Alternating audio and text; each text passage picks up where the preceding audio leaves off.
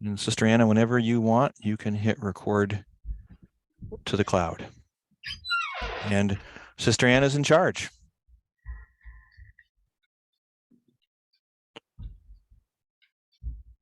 And Luana and I will let people in.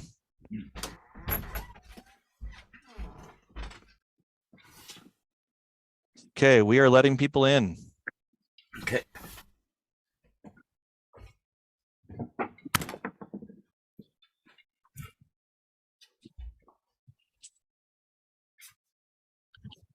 All right, everyone. Thank you for joining us. Hopefully you are enjoying this wonderful conference, for giving folks a few seconds to get themselves in and situated. Welcome, welcome. So glad that you're with us tonight. And while we're getting situated, if you just want to use the chat real quick to give us a shout out, tell us where you're watching this from. It'd be great to see where everyone's coming from tonight. And again, we're so glad to have you with us tonight. We are looking forward to such a wonderful evening, listening to these wonderful and beautiful seed stories. And we will be starting in a few seconds. So everyone get set, get something to drink, and we'll be starting. And just as a reminder, this conference, your conference registration allows you access to the Seed Conference, as well as the amazing, and I say amazing, 60+ workshops hosted by the NOFA New York Winter Conference. And before I go any further, let me introduce myself. My name is Sister Anna Muhammad. I'm with NOFA, Massachusetts, the sister organization.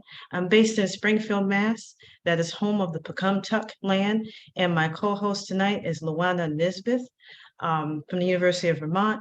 And we'll be handling your hosting duties tonight. She'll be in the background doing things technically, and I'll jump back there as soon as we get through with our intros. These wonderful 60+ workshops are being put on by NOFA New York.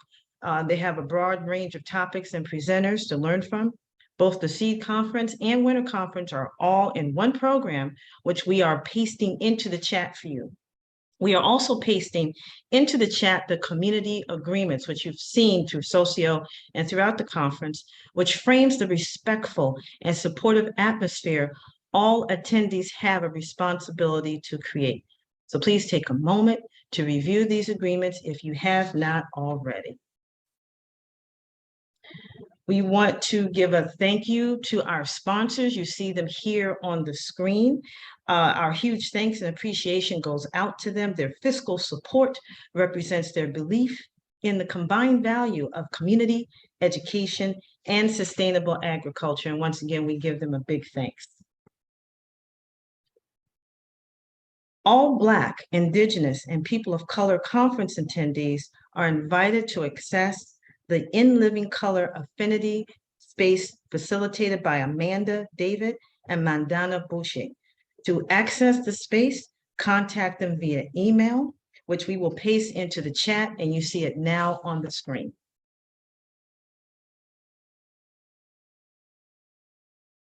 So welcome to the Northeast Community Seed Conference and Celebration. And tonight is truly going to be a celebration. The 2023 Northeast Community Seed Conference is planned entirely by volunteers. In faithful partnership with NOFA New York, this is the 4th iteration of a Northeast-focused seed event. Again, big love, much love for NOFA New York. Northeast is defined as an area from Maryland through ascending U.S. states crowned with Ontario, Quebec, Nova Scotia, and Atlantic Canada. Now, if you're joining us from beyond the Northeast, welcome, welcome. We're so glad to have you. All are welcome. The Seed Conference intends to cultivate a respectful regional seed community that learns and grows together and supports each other through joy and hardship. Another way to be a part of this regional seed community is to join the Organic Seed Commons. That is www.organicseedcommons.org. We will put that in the chat for you. And within the Organic Seed Commons, you will find various regional seed network groups. So please join the Northeast Regional Seed Network group. And again, we're happy to have you tonight. So for our land acknowledgement, we invite all present to use the Zoom chat to introduce themselves. We asked that when you first came in, and to name the First Nations lands they occupy. To discover upon whose lands you live and steward, visit Native Land Digital. You see the address here on the screen. We will also place that in the chat.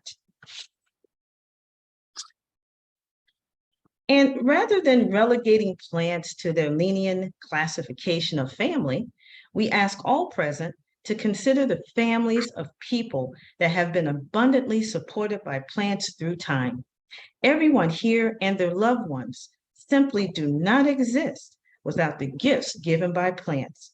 First among those gifts are seeds. Without seeds, we do not live. So that is our seed acknowledgement for tonight. A pause before planting. Every plant has origin in a specific place, near or far from here, and many have undergone journeys across the earth and back. Before planting, take a moment to ask yourself, what do I know of the lands and hands that have shaped and supported this plant? If I have purchased these seeds, do I know where the seeds I rely upon have come from and who have grown them? What can I do going forward to respect this plant, those places, and those individuals, regardless of how near or how far away? Some simple questions to consider. Many of us think of seed as something we buy from a catalog rather than from cherished plants. We harvest seed from ourselves. The buying of seeds from catalogs or online, that's a relatively new reality. So take a moment to imagine what it would look like and feel like to share seed in a community, rather than only through commerce. And we're doing that tonight through these wonderful stories. So welcome to the Northeast Seed Conference and celebration. It's truly a celebration. Seed Story Night.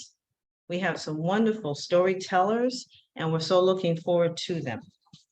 And paste in the chat if you have any recipes, anything that comes to mind, any stories you may have around seeds. We would welcome that. And as I mentioned before, we are your hosts. My name is Sister Anna Muhammad and Luana Nisbeth. We also would like to take this time to welcome our hardworking American Sign Language translators, Daniel Cohen and Kira Avery. And we're so grateful to have them with us tonight. So in our first segment, our presenters tonight, or our speakers, are Stephen McCumber, Bonetta Adib, and Will Bonsall. That's in our first segment. In our second segment of stories, we will hear from Sydney Henderson, Jennifer Fiesta, Cleo Nunez. I messed that order up, but you see it on the screen. Olivia Park, Chris Keeves. Unfortunately, Jasmine Hart could not be with us tonight due to sickness. And in our last segment, we will have Angela Ferguson, Melanie Muhammad, and Owen Taylor. So we have a wonderful lineup this evening. And so we're going to start with our first segment, and we will start off in the order that you see, and we'll let our wonderful distinguished presenters introduce themselves at this time. Just chiming in real quick, technical issue. I think Stephen was bumped from being a co-host. Okay, we'll fix that. Okay.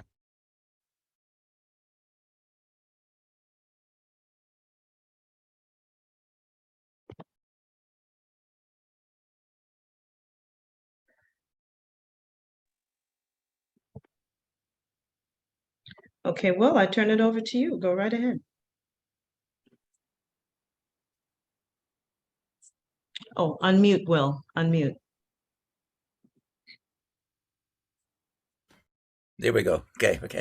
Okay. Thanks. So hopefully Steve will join us soon, but I'll start off. Yeah, my name is Will Bonsall, and I'm the director of something called the Scatterseed Project. And I am farming, have been, most of my life, on land which originally was Wabanaki, Abenaki land in the Kennebec Valley, before they were basically displaced by my ancestors.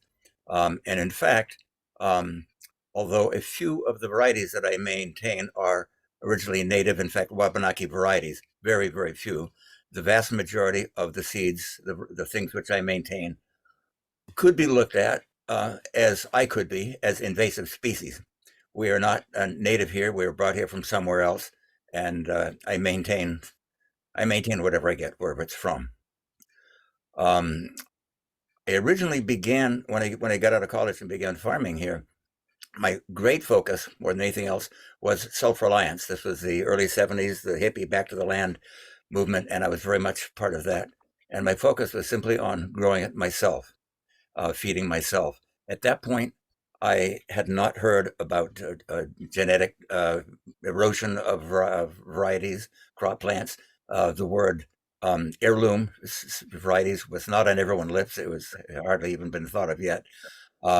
And so I was simply getting varieties from wherever I got them from, which at that point basically meant from the seed catalog. And so my focus was not genetic diversity per se, was simply I was getting the varieties from wherever one got them from. And by still, my focus was to keep them going henceforth. And a major implication of that was that unlike many people now who get into big time maintaining collections of tomatoes, for example, and beans, I was focusing on pretty much every crop species that I was growing, whether they were easy to do or whether they were trendy, popular or not to do. So, for example, if I discovered, which I'd never had in my life before, never heard of kohlrabi, just an example, if I was going to grow and maintain and eat kohlrabi, then I bloody well had to learn how to save seed of it too. So it's a double experience, learning to grow the crop and learning to save seed of it. And because of that, I ended up maintaining, gaining a lot of experience in a very wide variety of crops.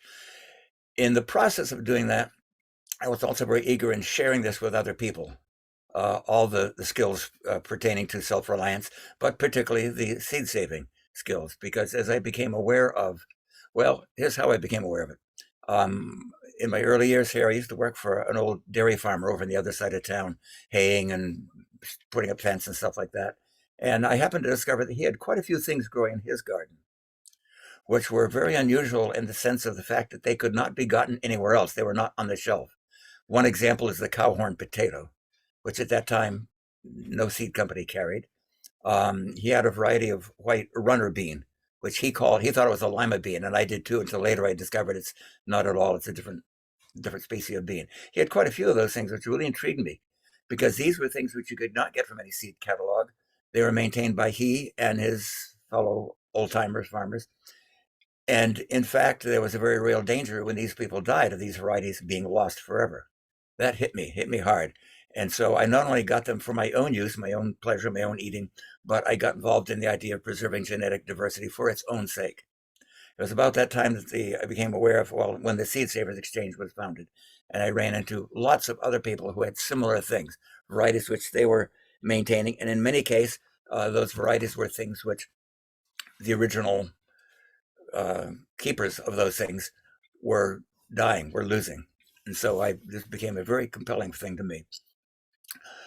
Sometime much later, when I was writing a book, my garden book, which is, by the way, called Will Bonsal's Essential Guide to, it's a silly, stupid name, it wasn't my idea, Will Bonsal's Essential Guide to Self-Reliant Gardening. And looking for photos for that, I came across in an old family photo album a picture from the Waterville Morning Sentinel of my grandmother, Taylor, who was standing in front of the exhibition booth at the time there was a Waterville Fair. And I looked at that grainy black and white newspaper photo, and there were all kinds of things there, very cool things, most of which I did not recognize, and many of which are not even around today. And as I looked into it, I discovered that almost everything in that photo, my family varieties, are now extinct, are not available anywhere. And so I realized with great chagrin that we screwed up. These varieties, which are part of my family heritage, are no longer around. So it occurred to me the best that I can do is get the varieties from your family and other people's family, and at least keep that heritage alive. And so I've been trying to do that. And I called my thing the Scatter Seed Project, and I'm the director of it. And its focus is, again, particularly to collect, maintain, preserve, and distribute seeds, although also cuttings and tubers and things like that, of all these various food crops. At some point, I had 5,000 varieties in my collections, and we'll have more to say about that later. But so part of my focus was to preserve these, but I also realized that's a hell of a lot of eggs to have in one basket, just depending on Will Bonsall to keep them going. Some of them were kind of unique to me. Some of them have since been lost where they came from. So I was the guy that had the great onus of keeping these things alive. And so it occurred to me that it was really important not only to save these things, but to teach a lot of other people to save their own seeds. I realized very early along that it was not particularly sustainable or secure to have small collections with huge amounts of things in them, seed banks and so on. I became aware that by far the most reliable, sustainable, dependable way of preserving genetic diversity is in the horticultural landscape, which is to say, in the farms and gardens of people like you and I. Keep these things going, even though all of us may have a relatively small amount of things, collectively would keep these things going. And when people ask me, as they often do, what do you think I should keep seeds of? What is the most important things I can do? And I say, I can't tell you that, but one thing I would suggest is if you look at your table, look at what you eat. That's where your focus should be, because you can get into some of these other things as labors of love because they're sexy, they're trendy, they're cool. But I have become very cynical about labors of love. That love tends to fade out pretty soon. But what doesn't fade out is your hunger. If you are in the habit, you like this particular variety of whatever it is, and you want to have it on your plate year after year, then I can count on you to get it right. You're going to keep the seeds of that going, and you're going to do a good job. But so I say, look at the stuff that you're in the habit of eating now, the things that you like. Those should be the things to focus on. Now, for sure, expand the things that you like. If you're not in the habit of eating kohlrabi, then get used to eating kohlrabi, and then learn to save the seeds of kohlrabi, and so forth. So that's been a lot of my focus over the years, is also not only preserving seeds, but teaching people how to save seeds. Let me look at my outline here and make sure I'm in a logical order. So I also discovered quite a few other varieties. I came across various means. One of the main, initially especially, one of my main sources of new discoveries was at events that I was doing, teaching events. Speaking at Granges, speaking at the Common Ground Fair, wherever it was, when I was teaching people how to save seeds. Very often at the end of that talk, someone would come up to me and show me this. You see this bean here? Well, we've had it in our family for generations, and and they would give me this bean. They would talk about this turnip, which came from their community, and it's been there for generations, and so on. So that's where I started collecting a lot of these things. And because of that, my focus was, because I have very finite resources, I can't preserve everything. So I tended to make a priority of, several criteria for my priorities. One of them was varieties of my area. In other words, Maine varieties, Northeastern varieties, varieties from the Maritimes that were part of local heritage, local culture, including native varieties, but certainly not limited to that. That was a big focus. I also focused on varieties which were conducive to self-sufficiency, to self-reliance.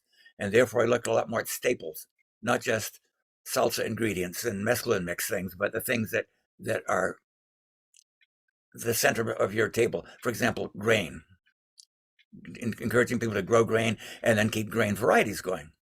Also, and potatoes. At one point, I had over 700 varieties of potatoes that I maintained and shared with people all over. And I've also focused on things like northern short season soybeans. Being a vegan, I'm very interested in growing soybeans and other high protein leguminous plants. And most soybeans don't do that well in Maine, but some do. So I focused on those. Oilseed things like, for example, hulless pumpkin seeds, sunflowers and things like that, things which one can grow here and put the meat, quote unquote, on the table. Not just condiments, not just salad things, but staple foods. Focused a lot on those. And so gradually my geographical focus spread very far. I was getting seeds from wherever the hell they came from. Those are the ones I was maintaining. And in fact, at some point, I discovered the Seed Savers Exchange, but I also discovered the National Germplasm System, which is a component of the United States Department of Agriculture, and they maintain hundreds of thousands of varieties of all crops, palm trees, mushrooms, I don't know, all kinds of things. And those things are available at no cost to you. They generally don't want to see you, however, because they exist largely for the purpose of plant breeders, professionals, and so on. They generally are not too excited about having gardeners and hobbyists come to them. It depends on the station. Some of the facilities are more open than others. And so I got used to working with them. They all knew me by name. I knew them and whatever. And so we had a working arrangement. So what I did an awful lot was I would obtain a lot of varieties of whatever the crop was and put them on my shelf, make them available to you, because they cannot charge you for those varieties. But I can. So you can send me a modest, like a seed company would do, and I can send you samples of those things. So in other words, although many of the things which I maintain in my collection were not necessarily rare or endangered, many of them are. Many of them have strong cultural associations, but some of them don't. My main objective was to keep them on the shelf, make them accessible to you, where they may not be so accessible from another source like the government. So that has long been a focus of mine. Yeah,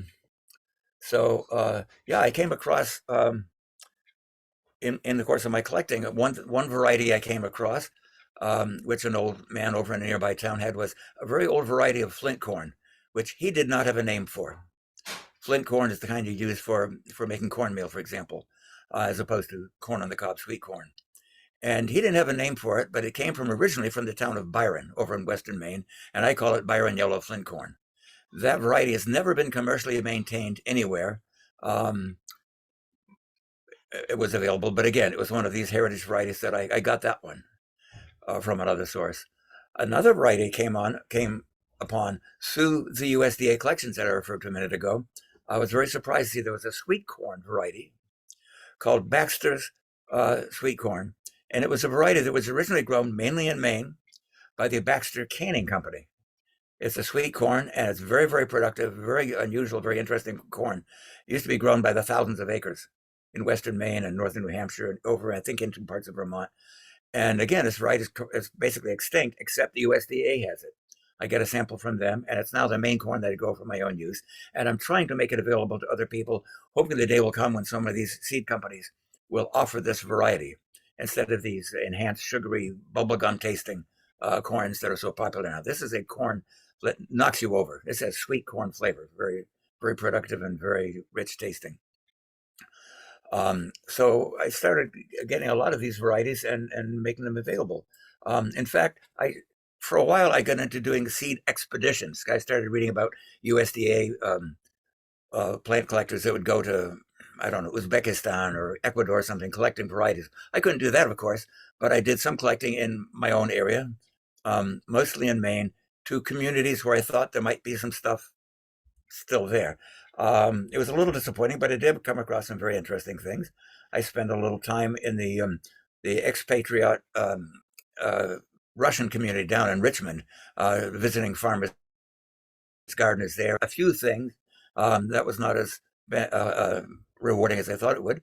I spent more time in the Swedish immigrant communities up in Stockholm and Caribou area, collecting varieties there. That was very interesting. And also in the Acadian settlements along the St. Johns Valley and over in adjacent New Brunswick.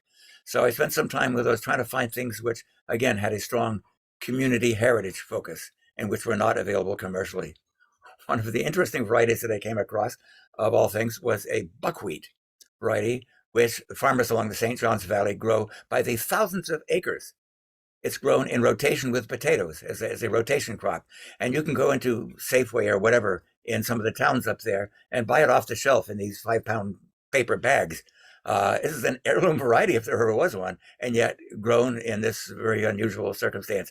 I got seeds of that variety and encouraged other places here in further southern Maine, not up in Aroostook County, but local health food store, for example, started offering it. And so this has spread out of its homeland, if you will. So that's, yeah. So anyway, it goes on and on like that. I've been looking for varieties which are in danger of being lost, or which are simply being neglected and not being appreciated. In fact, curiously enough, funny things happen with names. One of the examples that comes to mind, a friend of mine, a late friend who lived about 2 miles from here on the Industry Starks town line, in a place there. And I was visiting one time, and she showed me this 4 pound, like a peanut butter jar of beans, dried beans she had, that apparently the original owners of that place had grown commercially. And she asked me if I'd like to try it out. It was very interesting. It was kind of a charcoal colored with some reddish streaks on it. And she had no idea what it was. We know that some of those beans were originally grown a lot for the canneries. And so I thought maybe it's a cannery bean. Anyway, she thought it'd be dead, but I managed to resuscitate some of them, able to maintain a variety without a name. At that point, John Withy in Massachusetts was maintaining what he called the Wanigan Associates collection of heritage Maine beans. And I sent him some of it. And I told him what little I had for a story and asked him if he knew anything about having a name for it. Well, he never got back to me. But lately I found this listed in his collection as the Will Bonsall bean, just because he got it from me. So it has totally in error that it has my name on it. And now it's in the collection at the Seed Savers Exchange as the Will Bonsall bean, which of course is a bunch of hoo-ha. But anyway, there's another local variety which I got, which ended up with a wrong name. That happens a lot. I've discovered for example, in potatoes, a lot of my potato varieties will have some name. Aunt Mary's yellow flesh potato or something like that. Over and over again, I find that that variety is a synonym for something. Well, I'll give you a very good example. In around 1910, a purple flesh, purple skin potato variety was released named Congo. Since then, that variety has been passed around to people and adding all kinds of names. Someone would buy that and they'd forget what the name was. They'd add on their own name to it. So I had in the collection, a dozen or 20 varieties. Sharon's Blue, British Columbia Blue, Blue Marker, Purple Marker, and on and on and on, which after the Ag Canada did some DNA fingerprinting of it, and all turned out to be the same variety with a bunch of synonymous names. Sometimes that's not the same. Sometimes varieties will seem identical and someone will put a name on it and it not be the same.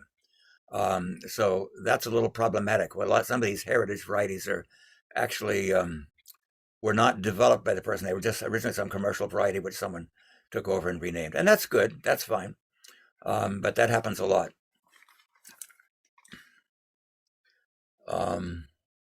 So one of the focuses, also there are a lot of strains of things, sometimes which things become varieties.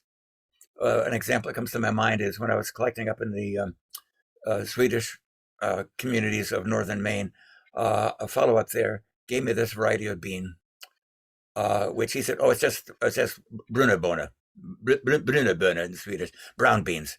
And we see a lot of people growing brown beans, a lot of people growing Marfax and other related beans. And he assumed, and other people often assume, they're all the same thing. They are not. They are different strains they're the same type. And this is a problem with identifying things sometimes. For example, Fedco Seeds offers a fava bean called Windsor fava bean. Well, that's not a name of a variety. It is a name of a type of bean, of which there are many, many strains. Pinto beans are not a particular variety. There are hundreds probably of strains of pinto beans and on and on. Austrian crescent potato there are even several things which have the name Austrian crescent, which are actually genetically different, not the same. And then there are other varieties which have different names, Norwegian banana and stuff like that, which may or may not be the same as that variety. So this is the thing when we're dealing with genetic diversity and dealing with the names. How do we define them? So anyway, Will, yeah. this is such a beautiful story, and we definitely will have questions towards the end of this segment for you. At this time, would it be all right if we switched on to Stephen McCumber for his story? Yes, that would be fine.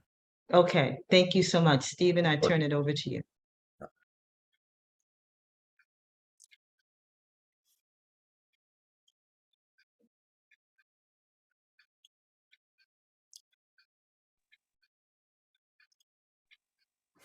Hello?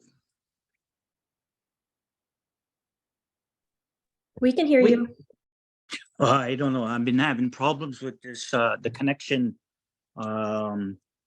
Apparently there's been a blackout around here this afternoon, and I think the server is on that line, so there's been a lot of problems. Are you able to hear me? Tommy? Yes, we can hear you. Yes, loud and clear, sir. We can Yep. hear you. Okay, yes, well, good evening. My name is Stephen McCumber, or Mohawk Chief Silver Bear. I've been just elected here in my community in December. I ran on the platform of food sovereignty and security. And the reason for that is because I've been involved since pretty much for the last 50 years, saving and collecting seeds. In the beginning, this is something that I did as part of like my culture and my ways. I travel a lot through the Six Nations, the Iroquois Confederacy, which is mostly in New York State, southwestern Quebec and Ontario. And there's roughly today, I think 16 communities of the Haudenosaunee people, which we are Mohawks, Oneidas, the Onondagas, Cayugas, Senecas, and then the Tuscarora. And then over the years, just visiting around, I remember, I think the first seeds I ever got or had gotten was from an old man. His name was Irving Paulus Sr. I know a lot of people knew his son, but I knew the old man, and I was 16 at the time, and visiting him in his garden. He was very proud of his garden. I remember he had these great big beans. He called them bear paw. And then he had a type of flint corn, which he called hekawa. And then he grew gourds, great hard shell gourds. And so he gave me seeds of this. And at the time I asked him, where did he get them from? Because he was one of the only few people that were growing them. And he told me he got this from this gentleman at Cattaraugus Seneca Indian Reservation, which is kind of south and west of the city of Buffalo, New York. And so since that time, because I just visit a lot of the communities, the different events going on in the longhouses, different people that I met there knew and I guess it's kind of our tradition, we just talk about these things. And I remember when the old Seneca chief and Tonawanda asked me one day, he says, well, Steve, do you grow these kind of beans in your community? And I said, no. So he got up and he went in the next room and he came back with a great big bag. He just gave me the whole thing. And I said, wow. And I think about it sometime nowadays, people, you send them $10 and they send you 3 beans. So I think it's just a difference in the mentality in that. But maybe without knowing or realizing, by sharing it this way, it keeps the genetic diversity and the strength of the seed. So kind of in our language, we talk about the meaning it keeps it strong, and so this is something that I did for all these years. And I never thought of myself as a collector in that sense. But I remember in the early 1980s, I had worked in a place called Seabrook, New Hampshire. Like with many of the gentlemen in my town, we're construction workers, and we worked on a nuclear powerhouse at that time. And during the evening, I used to read a lot. And at that time, I was reading organic gardening, and this was around 1982. And I seen an article about the Seed Savers Exchange. So I wrote a letter to them, and I started to get involved with the Seed Savers. And at the same time, there was a few seed companies like Johnny Seeds, and there were some varieties in there that I was interested in. And so one that I had gotten at that time, which I don't see offered anywhere anymore, was called Garland Flint. And somehow it seems to be similar or related, or could be the same one that people are now calling Roy Callis. But maybe Will might know about the difference. So this is where I first got kind of introduced to or finding out about Will Bonfield. And I thought, geez, he lives here in Maine, and Maine was only the borderline was about 5 miles from where I was working in New Hampshire. But so through the Seed Savers, I had to list things that I had. And one day, maybe around 1984, my family or my wife's family is from Akwesasne. So as Mohawks, we have like four major communities. Here in Kahnawake is one, and just a little bit north and west of us is a place called Kanishtadake or Oka, and then there's Akwesasne, and there's Tyendinaga, and we're all the same people, just different families, and our people, originally lived in the Mohawk Valley near Albany, and and our people maintain a lot of varieties. And one of the last big studies on varieties of the Haudenosaunee people was made by a gentleman named Waugh in the beginning of the 1900s. And he published and he recorded and he photographed. And so at that time, he stated there was about over 60 varieties of beans that our nations had.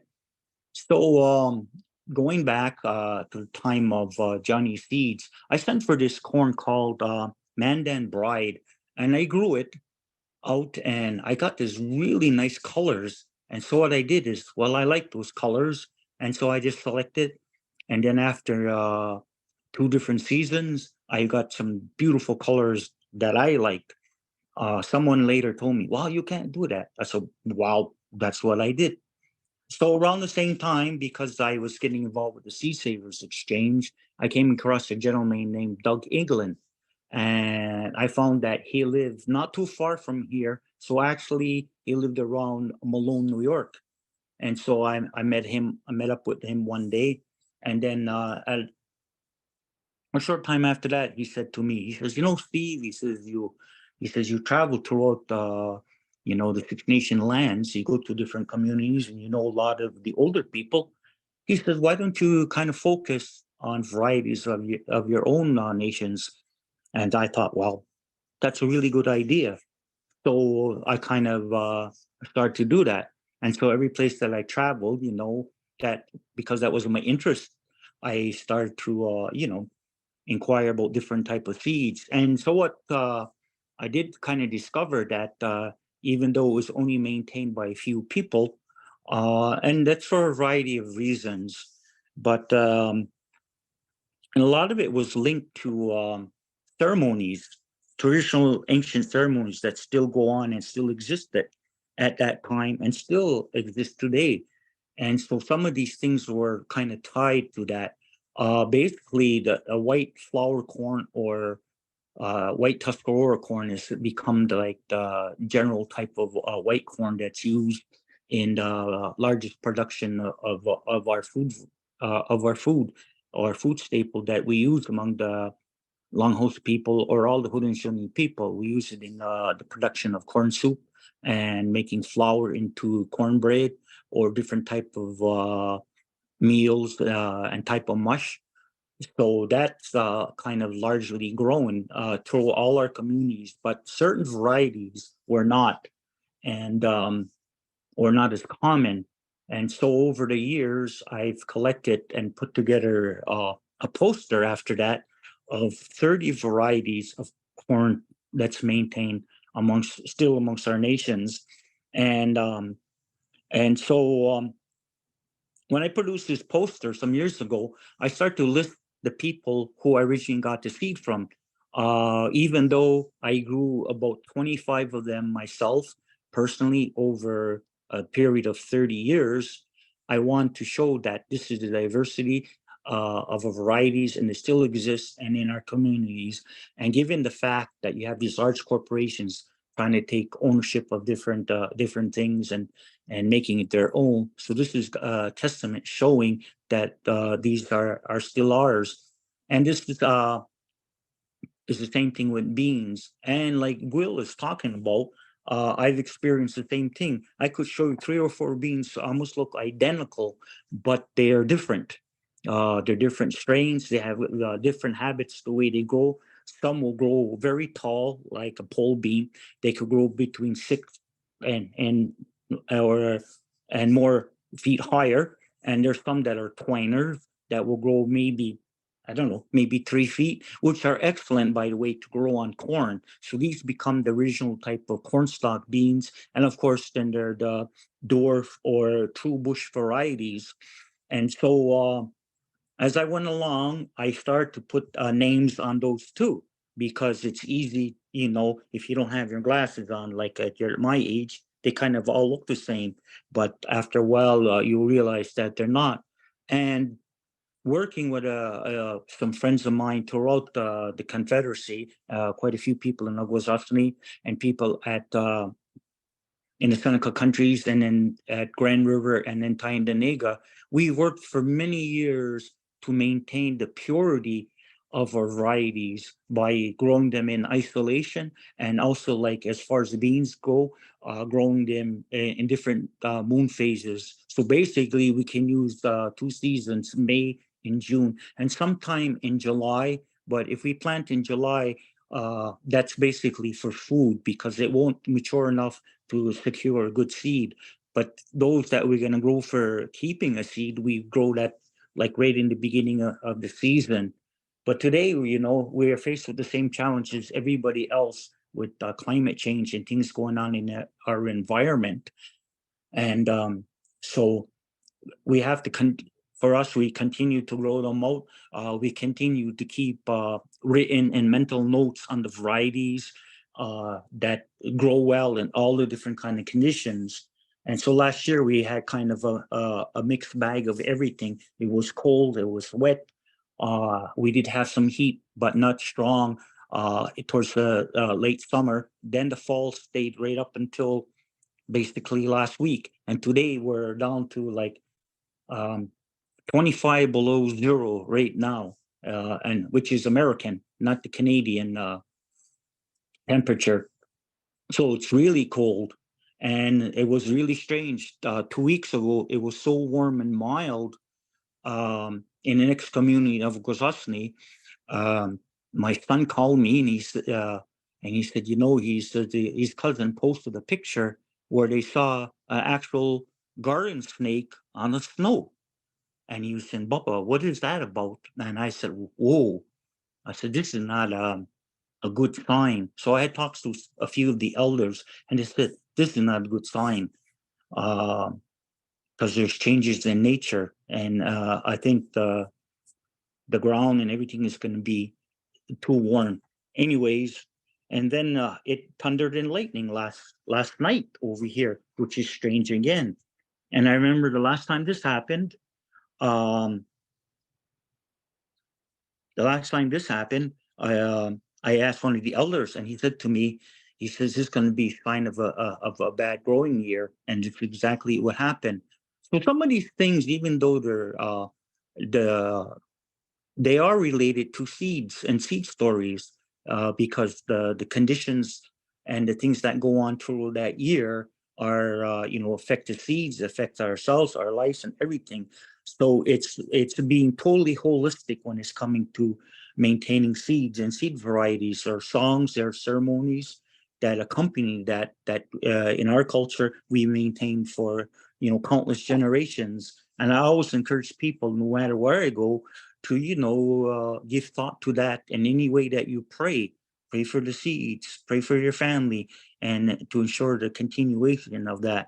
And so I think my time is just about over. So I'm gonna say Ona, and that's it for now. Oh, wow, what a beautiful story. Thank you. Thank you so much, Stephen. We so appreciate you and Will right before you. And so now we turn things over to Benita Adib from Ujamaa Seed. So Benita, go right ahead. So those stories, the first two that I've heard, are so encouraging. Unlike these great men of seed, I'm a relatively newcomer to seed.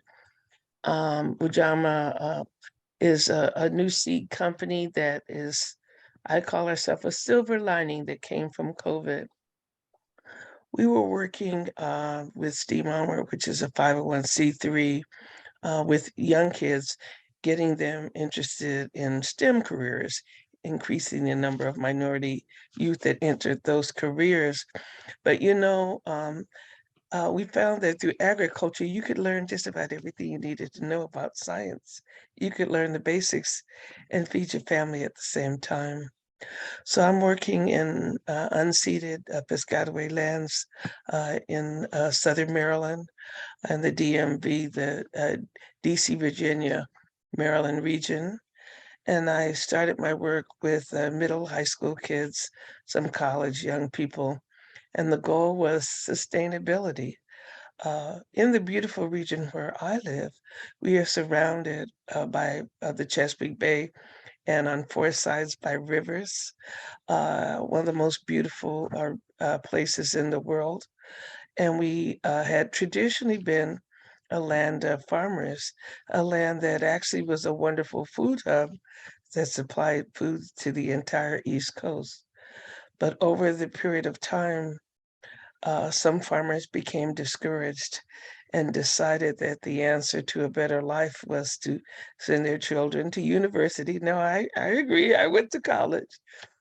But what they did, however, was in their efforts to have a better life, they left behind tradition and culture. In the case of my family came to this country, from what I understand, one of my ancestors through the port of Jamestown as an 11-year-old enslaved child that was sold and sent as a gift, a wedding gift, to a girl who married a young man in South Carolina. And so my ancestor traveled, I'm sure at that time by wagon, by horse, sometime around 1710 to land in South Carolina, in the area of Winsboro, South Carolina, which is central to the state, in a mountain region. Yes, I grew up singing all the old country and western songs, the bluegrass. That was the music of the region. And my family often bragged about what farmers knew, the genius that is farmers.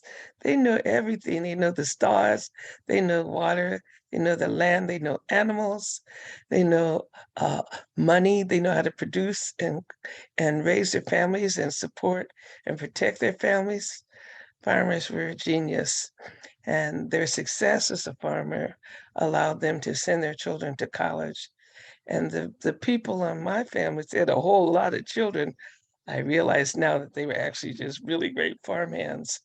So in the course of hearing the stories about the great farming achievements, there was never mention of variety or of seed, but they did talk about the crop and a lot of bragging, about how well they did and the success of that.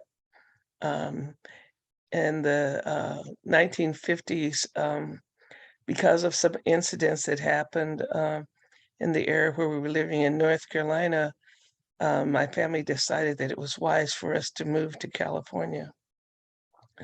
We moved to California, and actually, that's a story unto itself, how my family escaped the South. As you probably know, the Klan was known to burn you out if you tried to leave, even though my family owned their own home.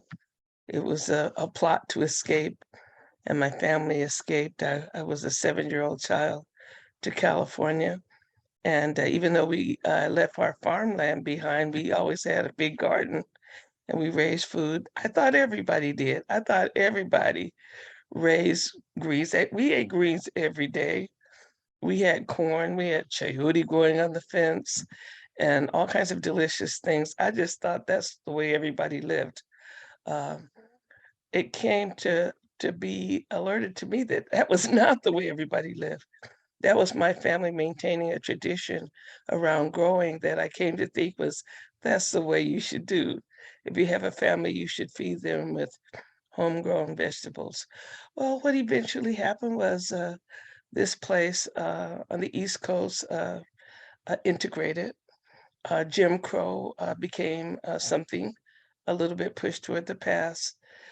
We realized that many of our elders were passing away, and if we wanted our children to know their heritage, we had to come back, move back east. My husband is a New Yorker, family from Jamaica originally, living in Jamaica, Queens, New York. My family from North Carolina, so DC was a place between. I asked my husband to look for a small farm because that's what we were supposed to be doing, raising our own food, raising our children in the tradition of all these bright, smart people that were farmers. My husband's a New Yorker and he said, I don't think so. I don't know anything about that. You know, I travel by subway, but we ended up living in Southern Maryland and always looking for an opportunity to connect with local farmers. Growing up in California, I was used to having all the peppers and the fresh grown Asian greens that we had along with the traditional Southern greens. It just turned out that they were not as readily available. And it seemed to be that people believed that somehow they shouldn't be growing their own food. It was, you know, for some reason, even senior citizens like me did not know how to garden. They talked about gardening with their elders, but had no experience and no practice gardening. That didn't make a lot of sense to me. So, you know, I tried to persuade in my work that a solution to a lot of the things, health issues facing our community was locally grown food for people to grow their own food. They would get exercise, they would get fresh air, you know, they would be improving the environment, they would get fitness, they would save money, all the good reasons to do that. But you know, along came COVID and all of a sudden people were all ears, you know, when markets closed, when farmers were dumping food, milk, then now all of a sudden this work that we should be doing this, that we should hold on to that part of our heritage came about. Through this work, I discovered the Cooperative Gardens Commission. Many of you donated free heirloom seeds to families. We were able to eventually set up about 300 seed hubs around the country where we distributed free seeds that were donated by the industry to people with organizations like mine. And our goal was to distribute those seeds in the community. Well, what happened was it was actually at a NOFA New York conference that I first met Heron and Bill Braun, Kay Green, some other amazing people, and they talked to me about repatriation. I had been working for many years, more than 30 years, with the Piscataway in my community, and they told me that there was a process by which seeds were being returned to the people who they came from. And I bought a home in this region, and I'm very sensitive to the ancestors. I'm very sensitive to the spirit world. And I felt uneasy that I had bought property that I know was stolen from the original people. But I made a deal with the ancestors from this land that at some point I would have the opportunity to serve and give back, which I have attempted to do. So from this journey, I heard about Piscataway beans, 35 Piscataway beans. There was all that was left that could be found for the Piscataway people. And so my dream came true that I would be able to help the Piscataway regain these seeds. But you know, that meant a lot more than just handing seeds off to a person. It meant helping the Piscataway regain the skills that had been lost through all the journeys that people had gone through. It meant that I had to take my time and teach people how to plant again. And we had to find property that they could use to grow on. And we had to help them to reaffirm the importance of honoring their ancestors through seeds. through this amazing journey, I found out that not only could I honor the Piscataway people and the Akakeek people that are no more, we could still honor them through seed rematriation, but they could help me and my family find the seeds that were lost to us. So I started down a journey of figuring out what that was, you know, what variety was it? And it turned out that it was a beautiful watermelon, the Stone Mountain watermelon. And I was able to receive that seed, and I'm in search for many more seeds that are culturally meaningful to me and my family. And yes, we are growing Stone Mountain watermelon.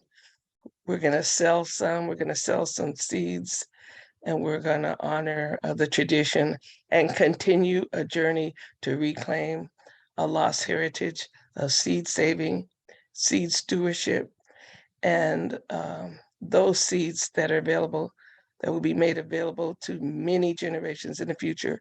We don't ever want to lose this again. So thanks very much for the opportunity. And I think my time is up.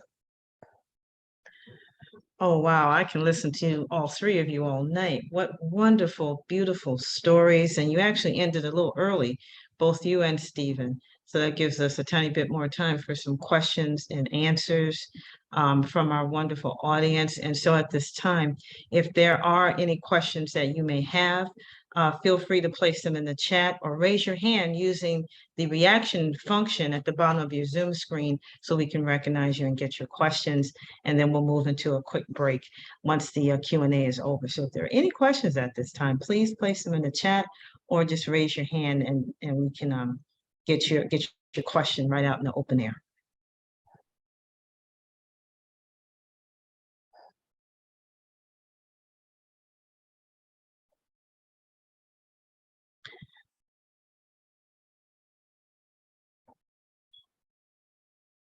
I did have one question for you, Bonita. You just started an online seed catalog, am I correct? Yeah, we've launched our second catalog. So this became the mission of Ujamaa, is to help reconnect BIPOC growers to their traditions. And so last January, we had our first collection. We ended up with 125 varieties. And this year, we have more than 250. And the fact that we were so proud that so many of our growers were able to successfully produce a seed crop. Our goal is to raise more BIPOC growers, to grow more BIPOC growers, and to grow these culturally meaningful varieties, be there for whatever community is in need. And that means all of you. Everybody has roots, everybody has a culture that needs to be maintained. And we hope that people seek to keep grandma's stories alive. And at this time, while people are thinking of their questions, for our wonderful panel, Will, Stephen, and Bonita, is there any advice that you'd like to give to people who are beginning down this road? And then after that, we do have a question that came through. And we can go in any order. That's for Will or Stephen and Bonita. We'd love to hear your voices on that.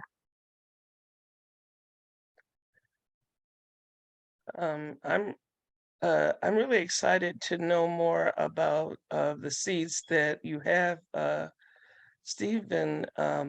Is anybody offering those to communities that are available for sale, or how are you supporting your seed work? Do you have any way of offering them to the public?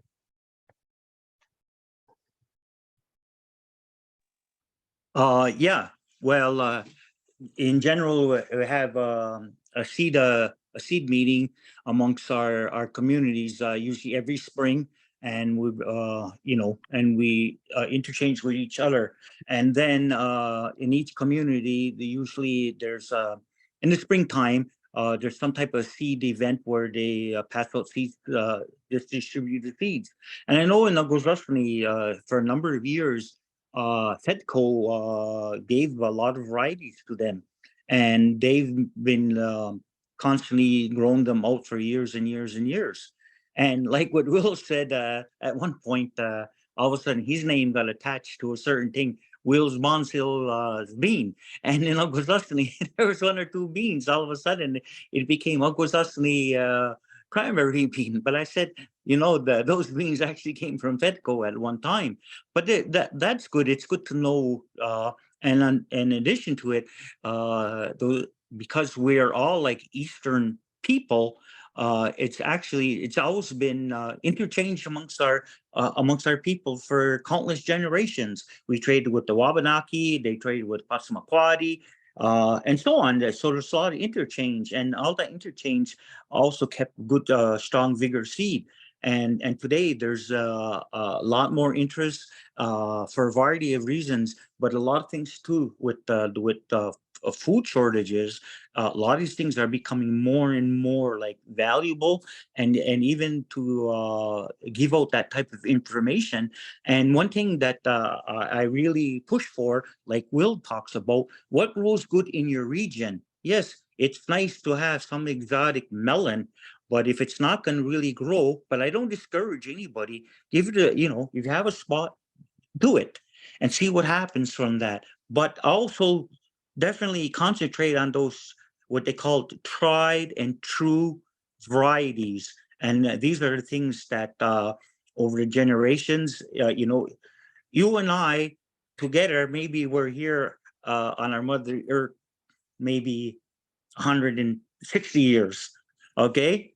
But these varieties been here for hundreds and hundreds. So they've seen cold, they've seen wet, they've seen a variety of growing conditions, and they've still been adapted to that. So their genetic memory is longer than yours and I. But collectively, the knowledge that we keep is like what I learned from my grandmother, and I learned from my grandfather, and I passed it down to my son, and now my grandchildren and my great-grandchildren. So all this thing together, but it's very important to grow things that grow well in your area. And I have a lot of old seed catalogs from the 1800s and so on. And I was looking at one that I really kind of like. It's from Henry Field, a gentleman out there in Iowa. And, that's Midwest corn growing country. But one of the things that I really looked at the other day when I took out his catalog again, it said, grow varieties that are adapted to your area. And that's where you can have the most success. If you have a little experimental plot and you want to try something new and exotic and sexy, like Will keeps on saying, I love that man. Do it. And that's how we learn, we need to, in anything that goes on, even though maybe we say maybe it didn't do well and it was a failure, but it isn't. It's something that we learned. So anything that we can consider maybe it was negative, but actually the positive side of it is, what did we learn? And that's what we have to look at more than anything else. This is what we do, this is what we need to do, and this is what we need to maintain. And maybe we'll say this, like last year, 2 years ago, I grew a bunch of beans that came from the Hopis in Arizona, then went to northern New Mexico, then I grew them here. And it took the entire season right up until late October before they really start maturing. I got a fairly decent batch out of it, but at the same time, I'm saying, well, I don't think I'm going to do that again, because I used that space and I didn't really get the type of return, but I did learn all of those things, and I experienced firsthand for myself, and so that's something that I could share with you and everybody else. And if I didn't do that, I wouldn't have that type You of, wouldn't know. I wouldn't know. So it's always hands-on, and that's the way we learn, and then we can pass that on to somebody else. And so that's what's important. It's what we learn. We're doing the opposite, Stephen. We're doing because of that knowledge was lost. What we're doing is we're taking African varieties and Mm. we're mixing them in African technologies. So we have something called the Ultra Cross Collard Green, which is part of the Heirloom Collard Project.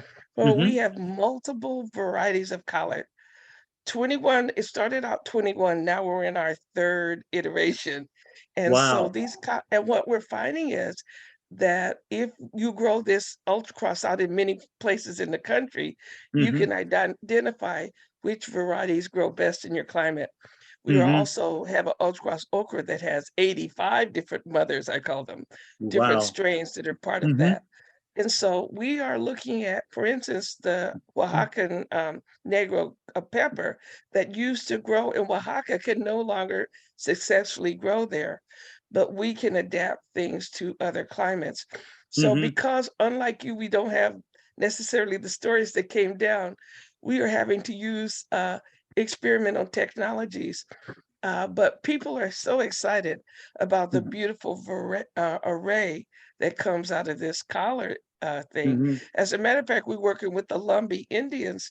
We found two Mhm. varieties of collard that are loved by the Lumbee. We have a yellow Mm. cabbage collard, sweet and tender, and one Oh, called wow. Lottie, which is the biggest collard you've ever seen, Hmm. giant thing.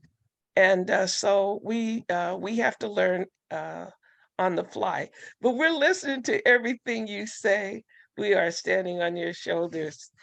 Thank you, and we'll continue to throw spaghetti at the wall till something sticks. Excellent, excellent. That's Oh, indeed the best way to learn. yeah. We do that a lot. There's a question that came in from Chris McHugh. Thank you for the question, Chris. It was meant for Will, but I think until he gets back on, I'll start off with you, Benita and Stephen. Part two of her question: do you have enough people growing out seeds for you? So I hear some of the projects here for you both. Do you have enough folks that are growing out seeds?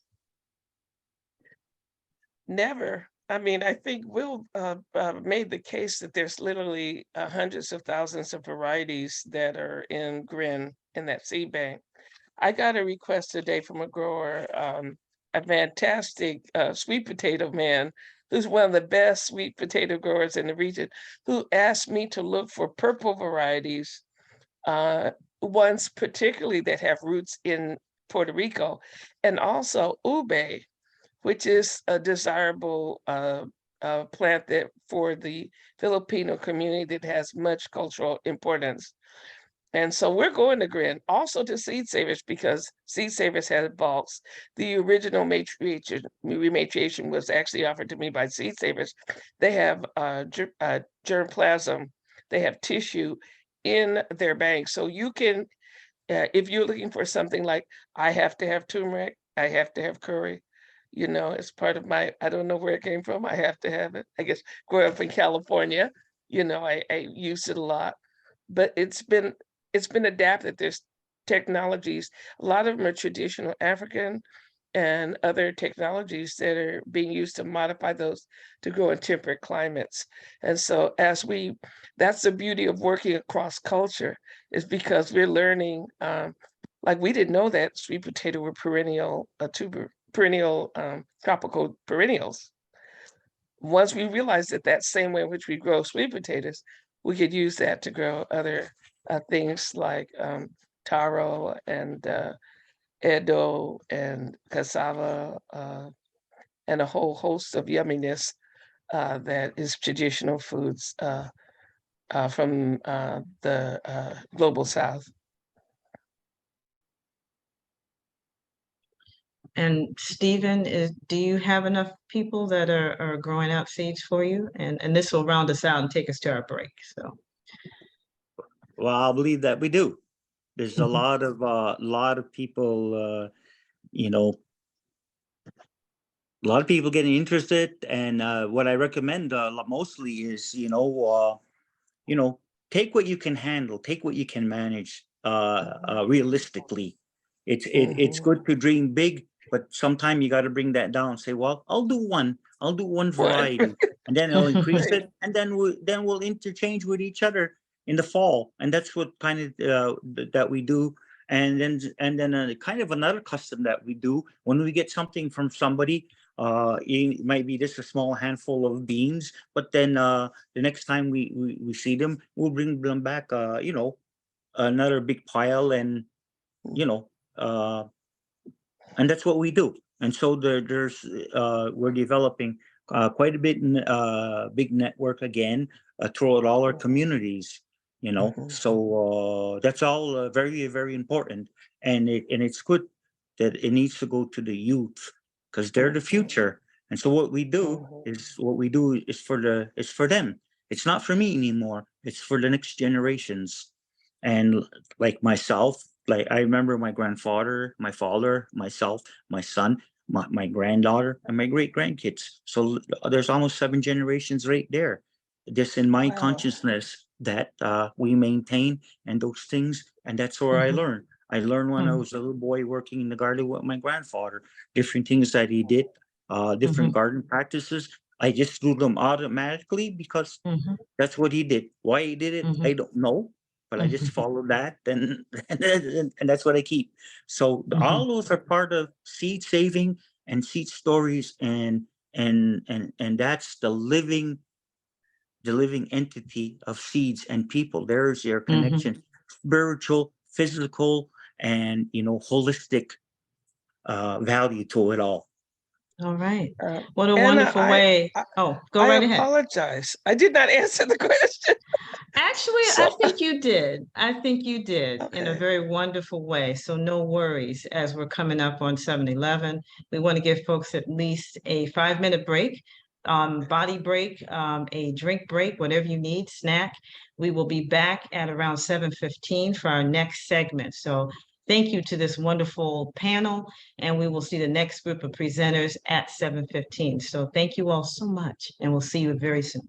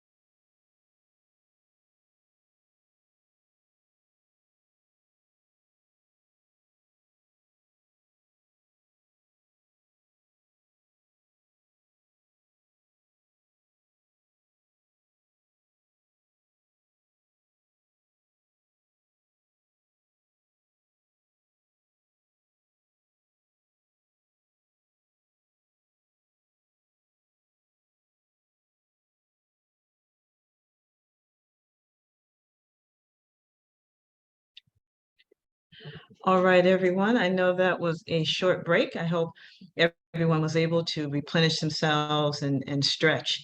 We're heading into another wonderful segment. That was a great segment. We just heard from our elders in the seed story. Now we're moving into our part 2 of this segment, and we will be joined this time by Cleo Nunez, Sydney Henderson, Jennifer Fiestas, Olivia Park, Jasmine Hart, and Chris Keeves. And so I will turn things over to Cleo Nunez to get us started off in this segment. And as a reminder, please put your questions in the chat. So go ahead, Cleo. Hello, everyone. Thank you so much, Sister Anna.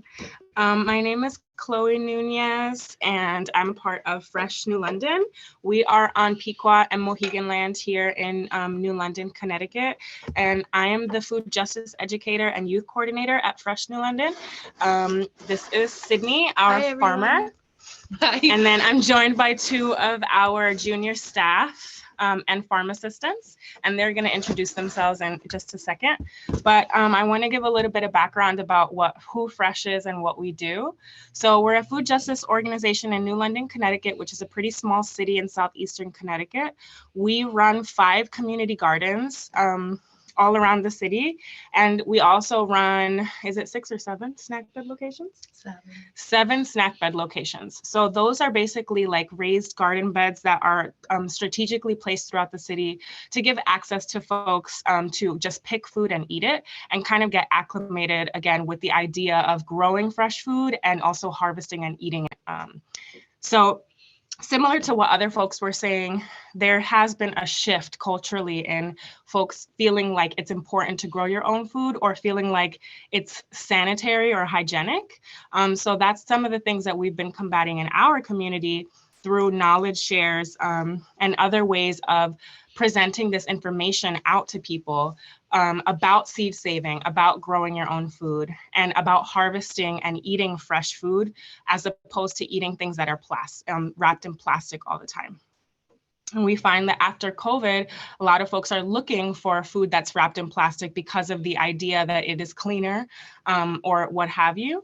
And so we're trying to shift that narrative and really take sovereignty over our food system here in New London. So we do work with a number of community members, one of which his name is Jen Wong, who is a Chinese elder who we wanted to be here today, but sadly she couldn't make it.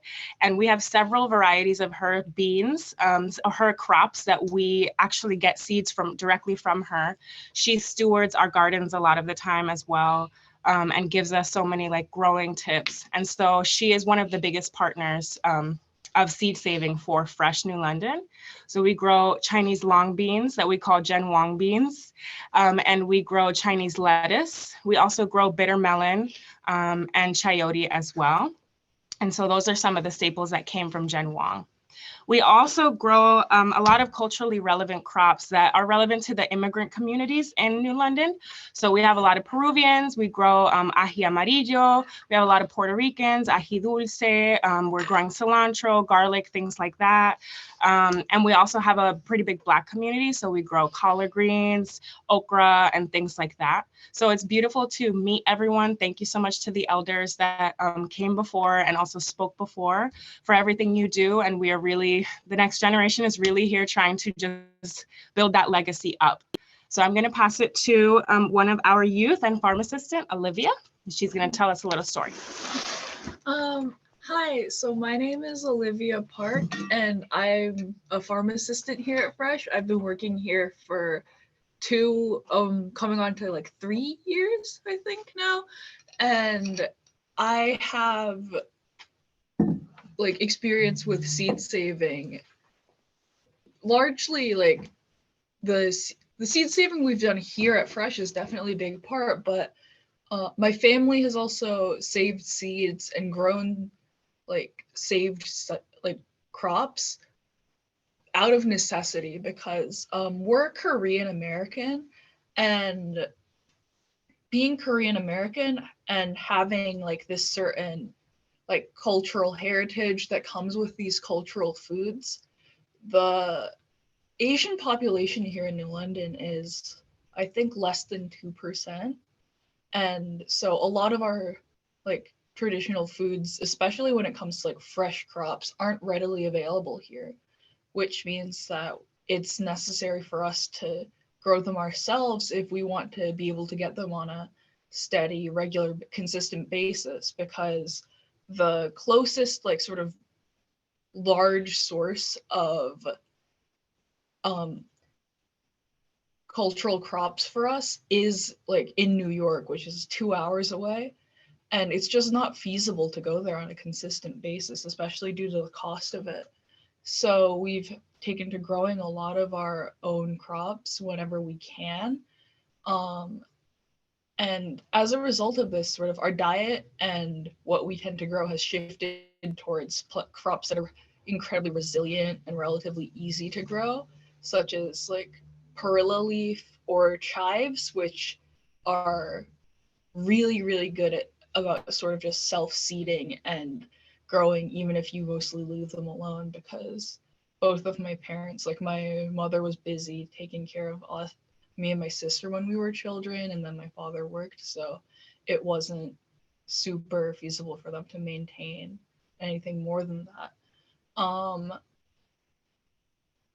Over the quarantine, while it led to opportunities for some people to sort of become more productive and like expand their like gardens and stuff, our garden actually sort of died.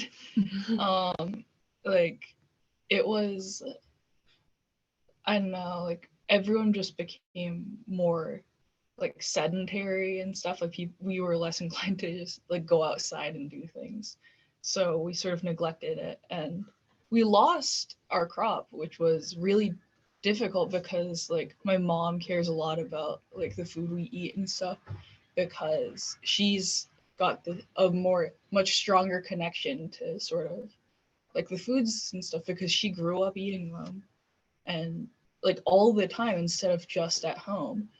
And so we had to reach out to other Korean people in our community that we know, and some of them, we found a family that we were friends with who were like, oh, we're also growing perilla, so we'll just give you them. And that was a really meaningful sort of thing for us, because like we like this sort of ability to connect with and exchange with other people from our culture due to this sort of plant crop is like tying us together was really valuable. Ooh. Thank you. Thank you, Olivia. Hi, I'm Jennifer Fiestas, and I'm here like as a youth/farm assistant during the summers. And I started seed saving with my mom. I think I remember first time I was like about 10, like really understanding what she was doing. We had gotten seeds from the dollar store because like that's really, I'm first generation here, so that's really all we could afford.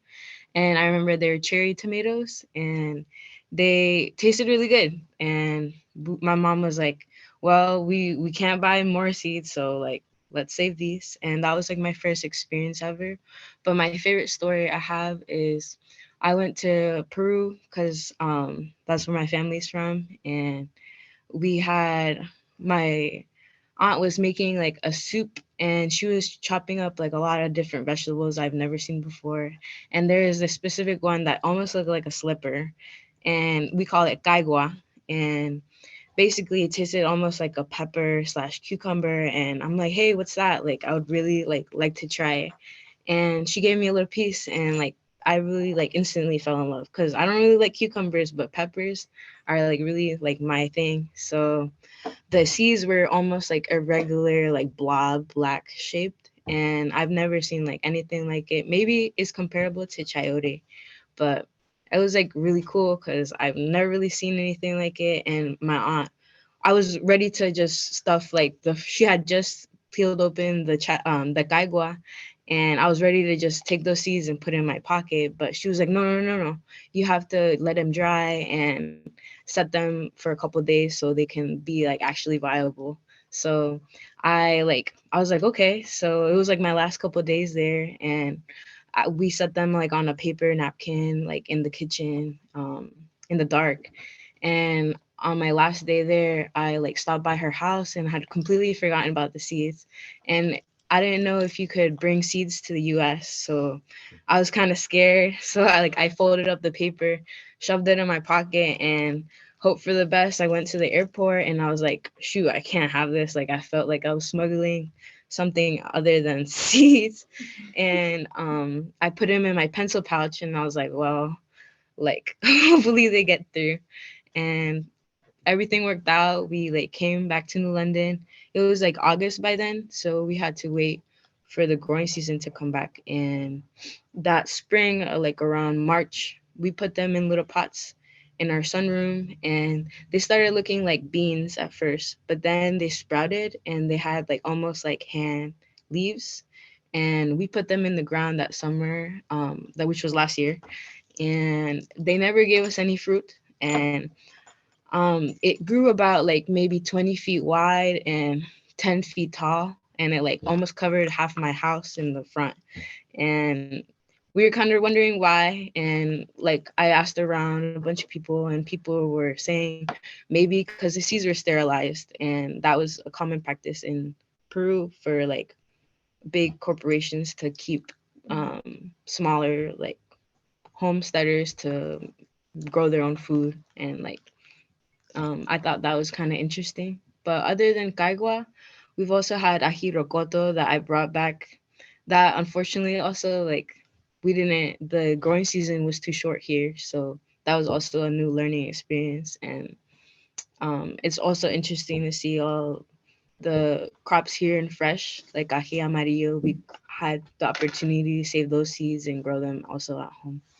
And it's just been a really awesome to hear all the others like share their experience and knowledge that I could hopefully use this upcoming growing season. And that's my story. Thank you. Thank you so much, everyone. I just want to say also that we have to hop off soonish, so we won't be here for Q&A. But Heron, if you could just share information with all of the elders who spoke and stuff. I know we have emails, but we'd love to visit any and all of you. So thank you so much for you guys' time. All right, well, thank you all. Wow. We are hearing from our youth, carrying on the tradition and taking it to the next level. So thank you all so much, Fresh New London. And so now we are ready to bring on Chris Keeves. And Chris Keeves, you can go ahead and take the mic and share your screen if need be. Hello. Okay, so I don't have slides, but I do have a bunch of pics from this past growing season because it's winter and I was really in the mood to just think back to what was only a few months ago. Let me see if this works. Okay, and we can just have, wait, did that take off both me and the interpreter? No, you're supposed to. Okay, but I mean like during the slideshow, if it does, let me know and I can just like escape out of it.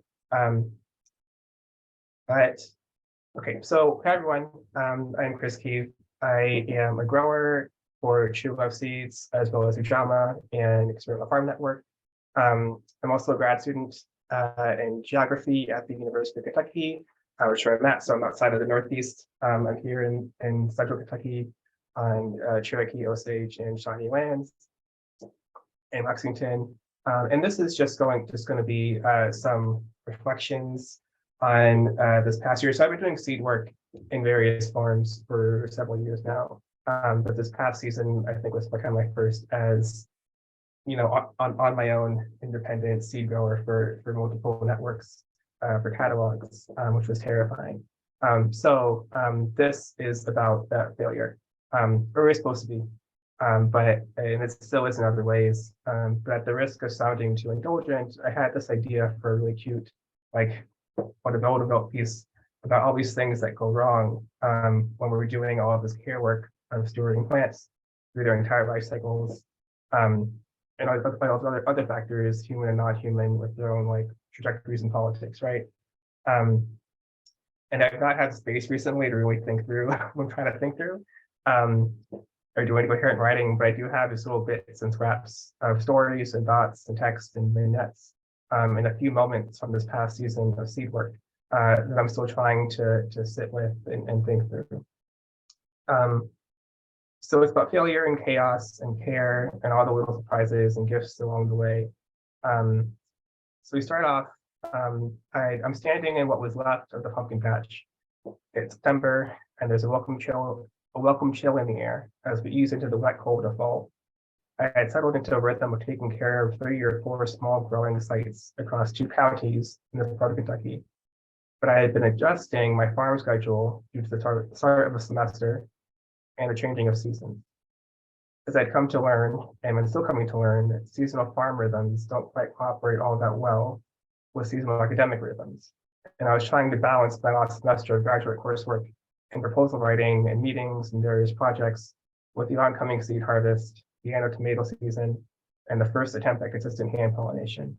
So the week before classes started, I had come to this terrifying realization that there were some volunteer pumpkin and squash vines growing in some of the untended areas along the fence on the farm where I was growing, that were binding across prairie grasses and wildflowers near my pumpkin patch. And I'd been out all day and was anxious about how very significant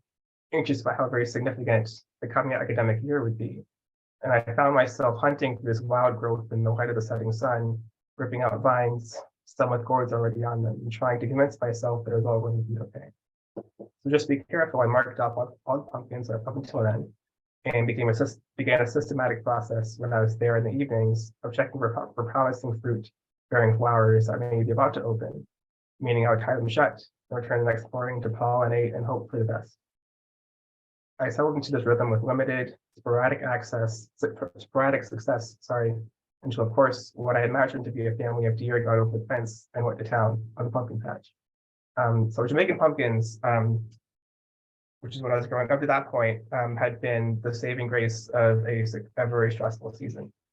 As the mustard got too chewed up to attempt seed production, and plantings of glandular and toll seed would disappear overnight. In summer dry spells by my patients, the pumpkins did not care. The vines kept moving inexorably across the field, generously covering up failed attempts and past mistakes from earlier in the season. I've always loved how unapologetic some plants are about taking up space, how generous they are with their lives, the curiosity of a vine venturing beyond a fence or up a wooden stake. Jamaican pumpkins are a dark green contrasted with vibrant white stripes. And it's a visual pattern that's repeatedly reflected in these massive leaves that sort of like open up to the sun and shade out all the spiny amaranth. So I'm walking through this patch at the beginning of the end of the growing season, surveying what is left of these pumpkins after being crushed, split in half, dug out, etc. And honestly, I thought it was pretty funny. And whatever group of creatures got in really enjoyed themselves, and that's great. And I would just have liked to have gotten some mature pumpkins before that happened. But I stand in this patch and I reflect on the work these pumpkin vines did to protect the soil, to bear fruit for humans and non-humans, to support pollinator communities and however many other ecological functions, but also to give me reassurance throughout the summer that through all the hard things and all the setbacks, I could always stop my pumpkin patch and just let it do its work. The tomatoes, fortunately, did make it all the way, at least for the most part. So the Paul Robeson tomato is a well-known story. Small Robeson, which I was growing for She Loves Seeds, is a well-known story and a great example of a lot of the weird travels of seeds, folk knowledges, and political formations, sometimes together, sometimes not. As the story goes, Paul, the Black folk singer, actor, and internationalist, anti-colonial leftist, had a tomato named after him by Soviet plant breeders. And those seeds were taken to the US in the early 90s. And over the years, this variety became a fan favorite. So a side note, I'm actually working on an article with someone about this tomato and the weird ways that Paul's story has traveled through seed networks in the US, being taken up, shifted, rewritten, visualized in some ways and not others. But a story that it used to tell, and paraphrase here, is that I was first introduced to Paul while working in an educational garden in the suburbs outside of Philadelphia, growing dozens of varieties with overlapping and complicated histories. My friend and I maintain the space while maintaining these stories and finding ways while working in the land to impart the stakes of geopolitical and cultural importance in the food we eat, seeds we save, and stories we tell. I was taken in by its psychedelic mix of browns, greens, and purples. It had also brought me back to stories from folks my mother's generation in Florida who grew up picking beans and tomatoes in the summer. This tomato, over the years, had been set into motion by a variety of geographic and cultural and political forces. It had also inspired its own politics and inspired a lot of the work that I've done over the years and continue to do now. All set me into motion, so to speak. So there's a lot riding on this tomato for me personally. And when Owen asked if I wanted to grow it for the Tulip catalog, I was like, well, of course. It was kind of a full circle moment, being entrusted to grow out these seeds and weave their stories into my own here in Kentucky. And I may have held my breath for months, waiting for these small, tender transplants to become established in the face of seasonal drought and thirsty critters. I quickly lost the adjacent rows of calendula to some unseen herbivores, and replaced them with a smattering of leftover beans with some corn decline my friend had just stuck back from overseas. That particular plot of land had most recently been a hog lot, so when they took off, they really took off. As they outgrew the layers of Florida weaving among wooden stakes, I came up with whatever creative solution was possible with the materials nearby, tying thin metal posts to stakes for extra support. Starting toward the end of July, each flush of tomatoes was like a gift. A gentle reminder that yes, I did in fact do this right, or at least well enough. So I moved down the rows, pruning suckers, tying branches, picking ripe or almost ripe fruit, playing music, chatting with Pollock, an old friend. This is the lineage of seed that goes back to the lab on the other side of the world, decades ago. And now I'm finding over it in a field in the middle of Kentucky. So many hands have touched these tomatoes before being generated on the vine. And hopefully, if I do this right, so many more will work with these plants as this tomato, which set me into motion in so many ways, is mobilized again, popping up in places and contexts distant from my own, tangling and weaving the story even further. So I want to start wrapping up with some thoughts on residues.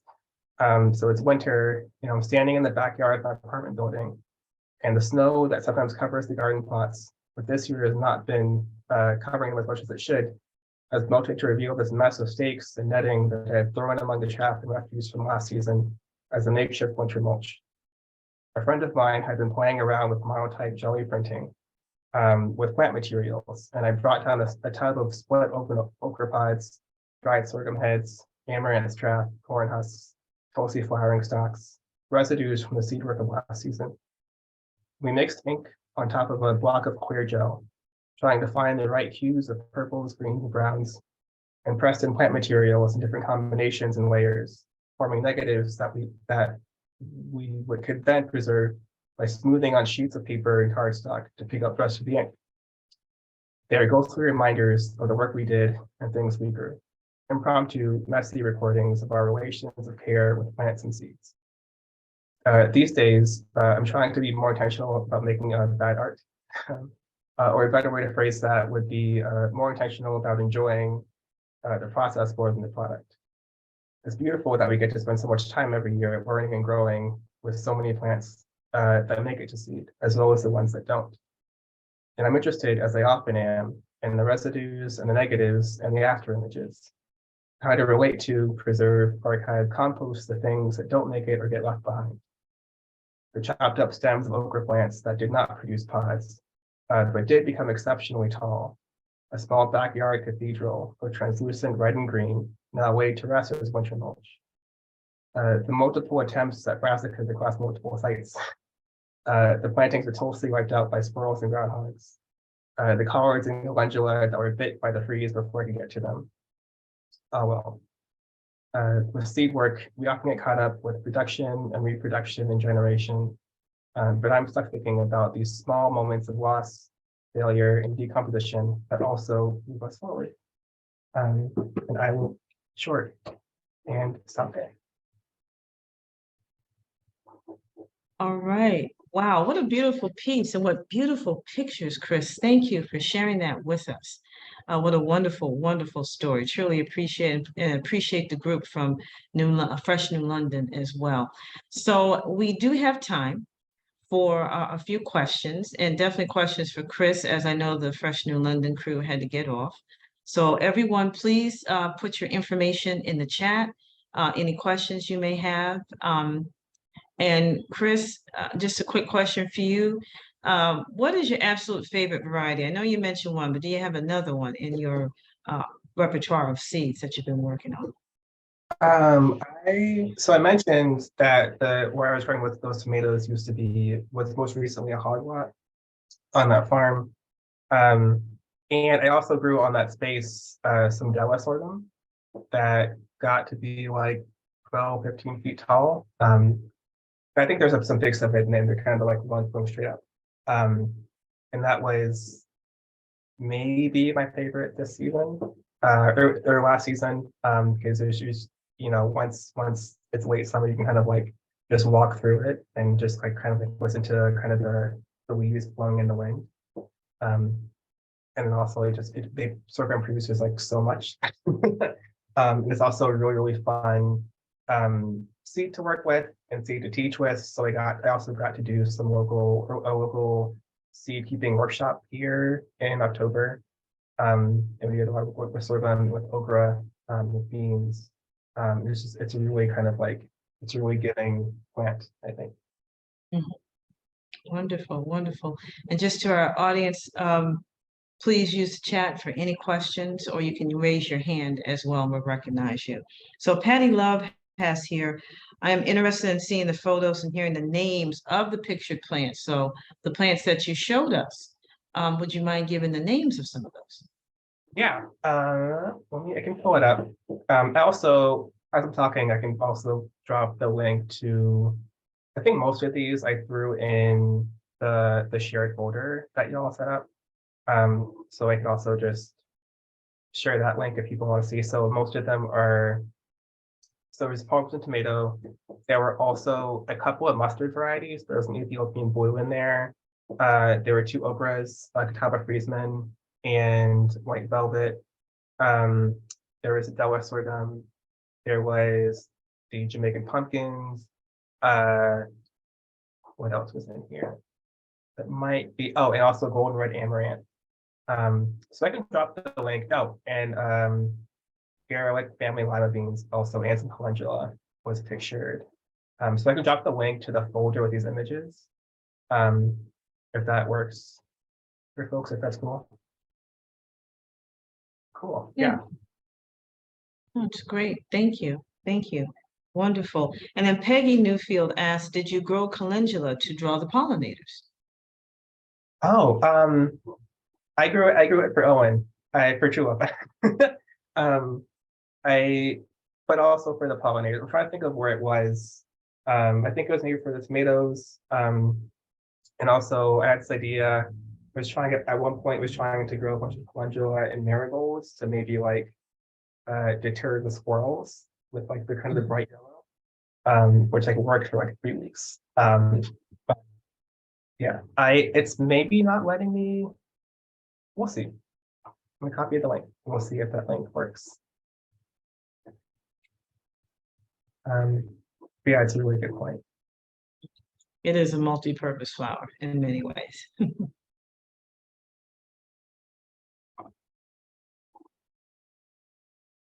Okay. An additional question for you, Chris. What advice would you give to anyone that is moving into seed saving? And we're speaking now of a community garden, a school garden, home gardener. What advice would you give? I would echo what Steve said, actually, start small. I think I was very ambitious. And also, I was really lucky that I just happened to have like multiple kind of older farmers in the area who offered me part of their land to use for my work. So I was able to kind of work across multiple sites and grow multiple varieties of the same thing, as well as here in the backyard. But yeah, I would say start small. Start with something that like is maybe a little more prolific, right? That you can also grow. That you can also produce a lot of seed from, and maybe it may be a smaller space. Yeah, I would say ease into it. Yeah. Okay, thank you. Thank you for that wonderful advice. Again, any questions? If there are anyone that has a question, they can't get it in the chat, but they do want to come off mute, you can do that. Just put yourself right back on mute if there's a question you want to ask Chris before we move into our break.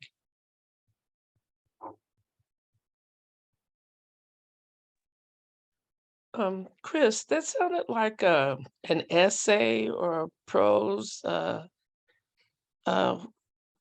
that work that you read. I mean, it sounded like a piece of art. What was that to you? I think it was kind of a reflection, or it was a lot of ideas that I think I've been trying to think through over the winter. Kind of like trying to both reflect on how the last season went, and kind of like see what I could learn from a lot of what happened over the last season, both good and bad. So it was me trying to like put down on paper, like just like how I felt at certain moments in the season, right? Like so kind of moments of like getting your first flush of tomatoes, as well as moments of going to the field and seeing that like all of your mustard had been eaten, right? And how do you keep going through those moments? And then maybe just like thinking about what that gives us as far as like kind of what I learned from that, as well as maybe like what might be useful for people to think about in those moments. So yeah, I don't know what to call it. Maybe I mean, is it yeah. gonna end up being a published piece? And it did have a feeling of more than just a I reflection. It looked like it was going, it had a direction.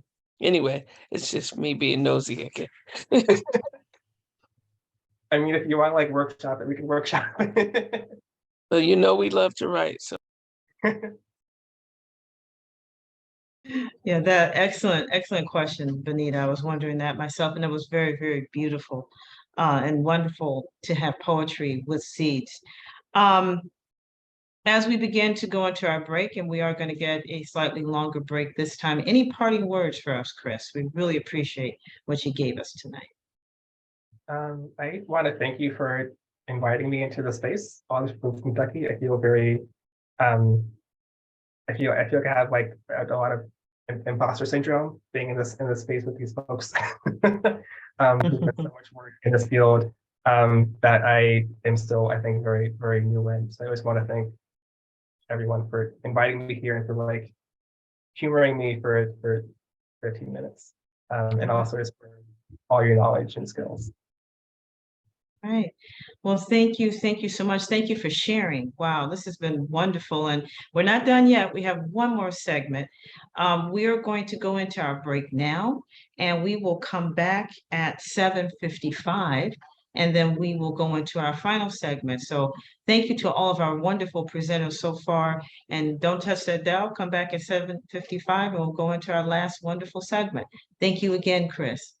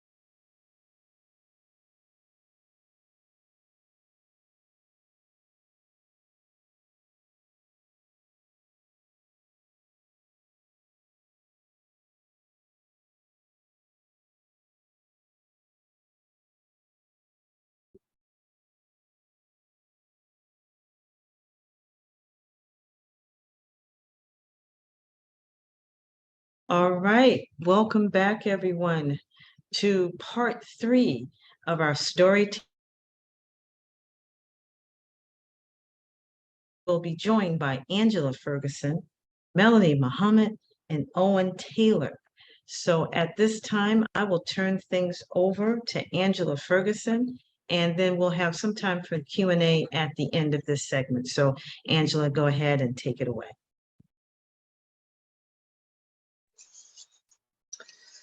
Hello, everyone. My name is Angela Ferguson. I'm from the Onondaga Nation, which is the central fire of the Haudenosaunee Confederacy, or otherwise known as Iroquois. And tonight I thought, what kind of seed story could I share? Because I have so many. And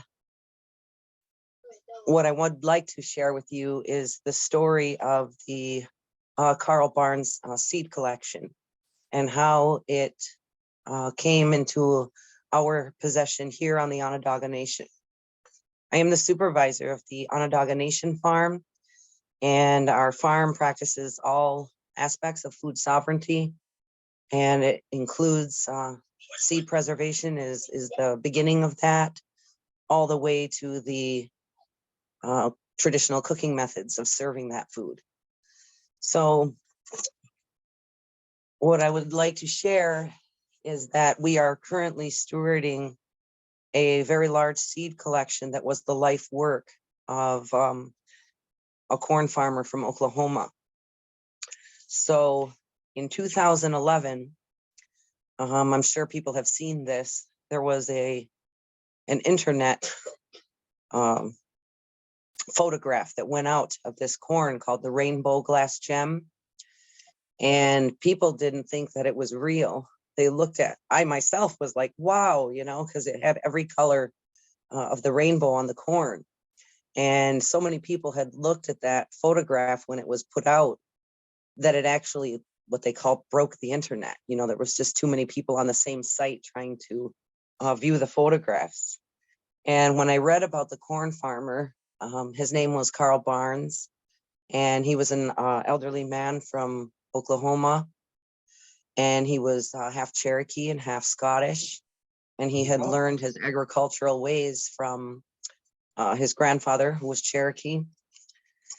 And he spoke about this corn as a prophecy corn, and it was told to the Cherokee people that when all these colors of the rainbow appeared on the corn, that there were going to be some big earth changes, and that it was going to be the time for everyone to get back to planting corn. And I truly believe that, because when I saw that in 2011, I set it in my mind. I wanted to manifest that I was going to meet this man. I wanted to speak to him directly and learn from him and pick his brain and just see his seed collection as well. But by the time that happened, in 2016, he passed. And in the meantime, myself and 6 other people had gotten together to start a all indigenous corn growing group called Braiding the Sacred. And our goal was to intertwine the many generations, the youth, the elders, the corn growers, and get all the knowledge that we could and get back to seed sharing and learning the different ways along with that. And so through that organization, 2 of our members, one was from the Osage Nation, his name is Keir Johnson Reyes, and another woman named Leah Zeise from the Wisconsin Oneida Nation. They had gone to an annual conference in Las Vegas. And while they were there, there was a gentleman who was the apprentice of Carl Barnes. After he passed, Carl's family returned the seeds to his apprentice. So he was in possession of the entire collection, which was, 4,000 plus varieties.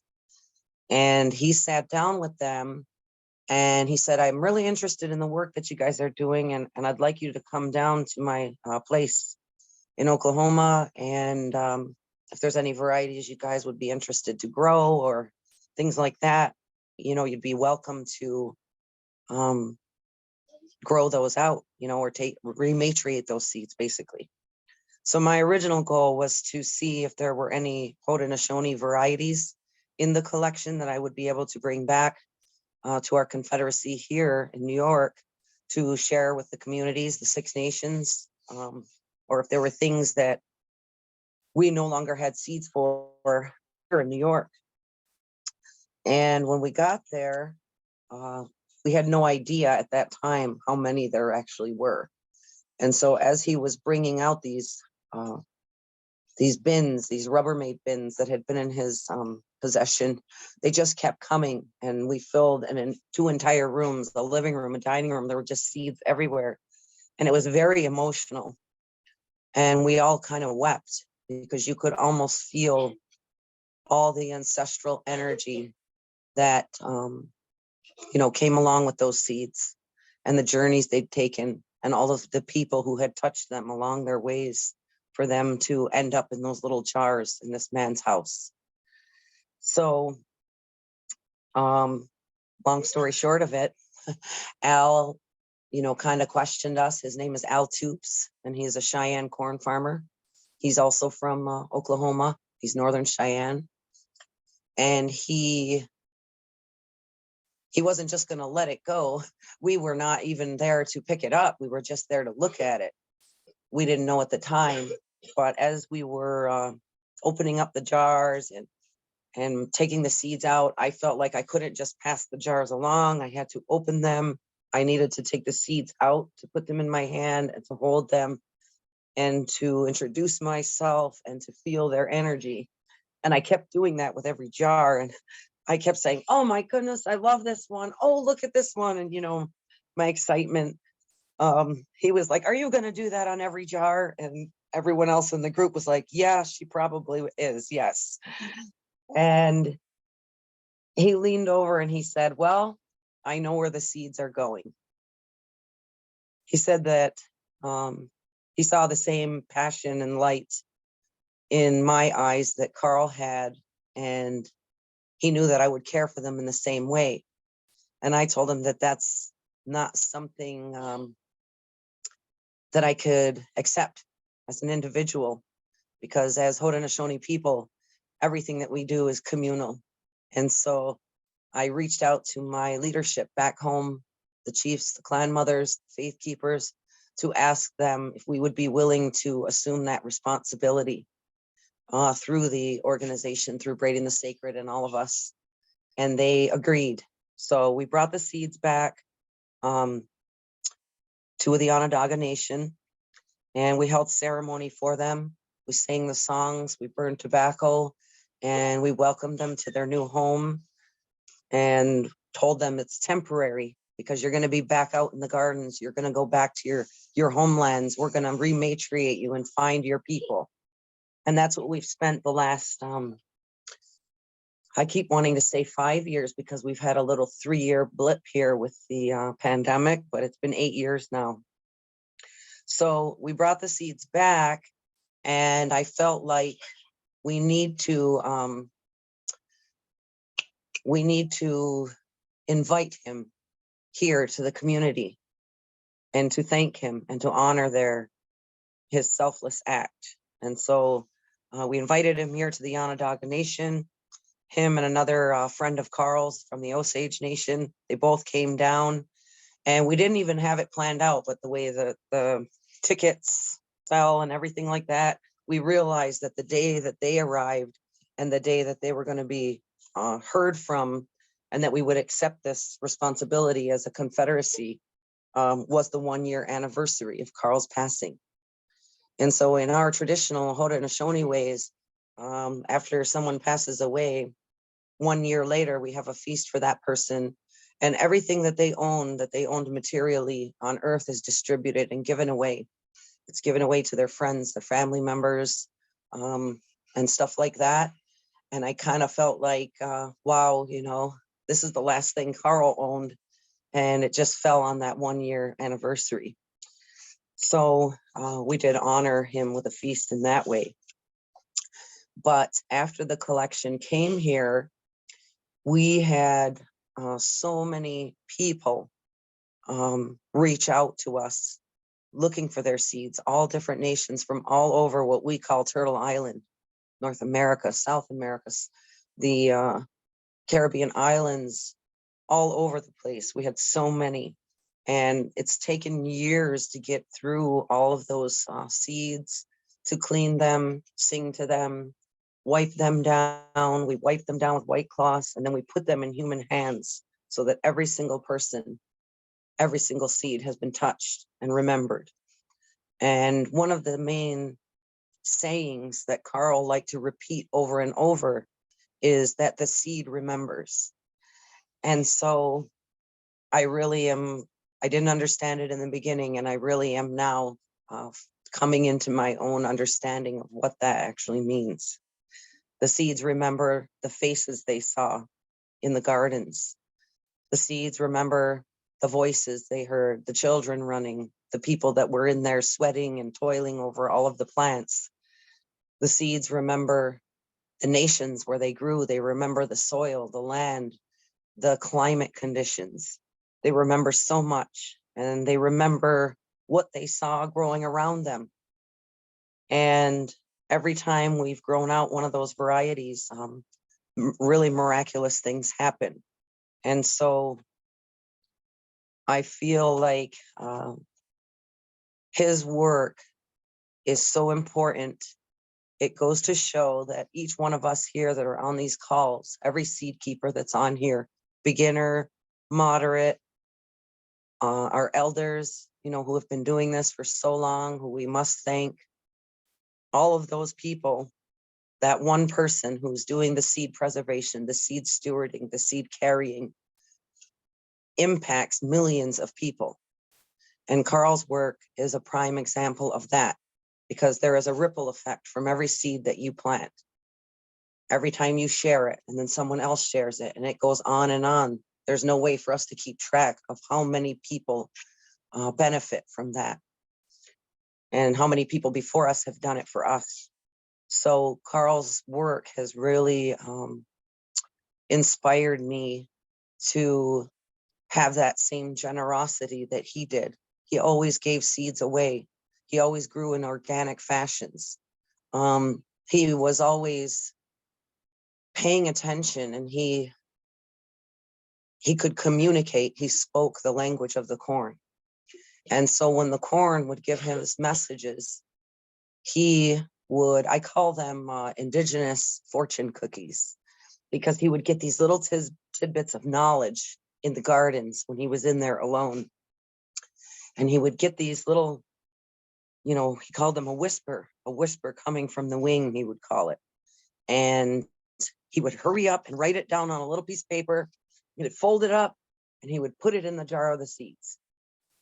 And so as we've been working on the collection, you never know where they are. So when you open a jar and you pull the seeds out, sometimes these little pieces of paper come out, and then you open them up and you read them, and there's such profound thoughts.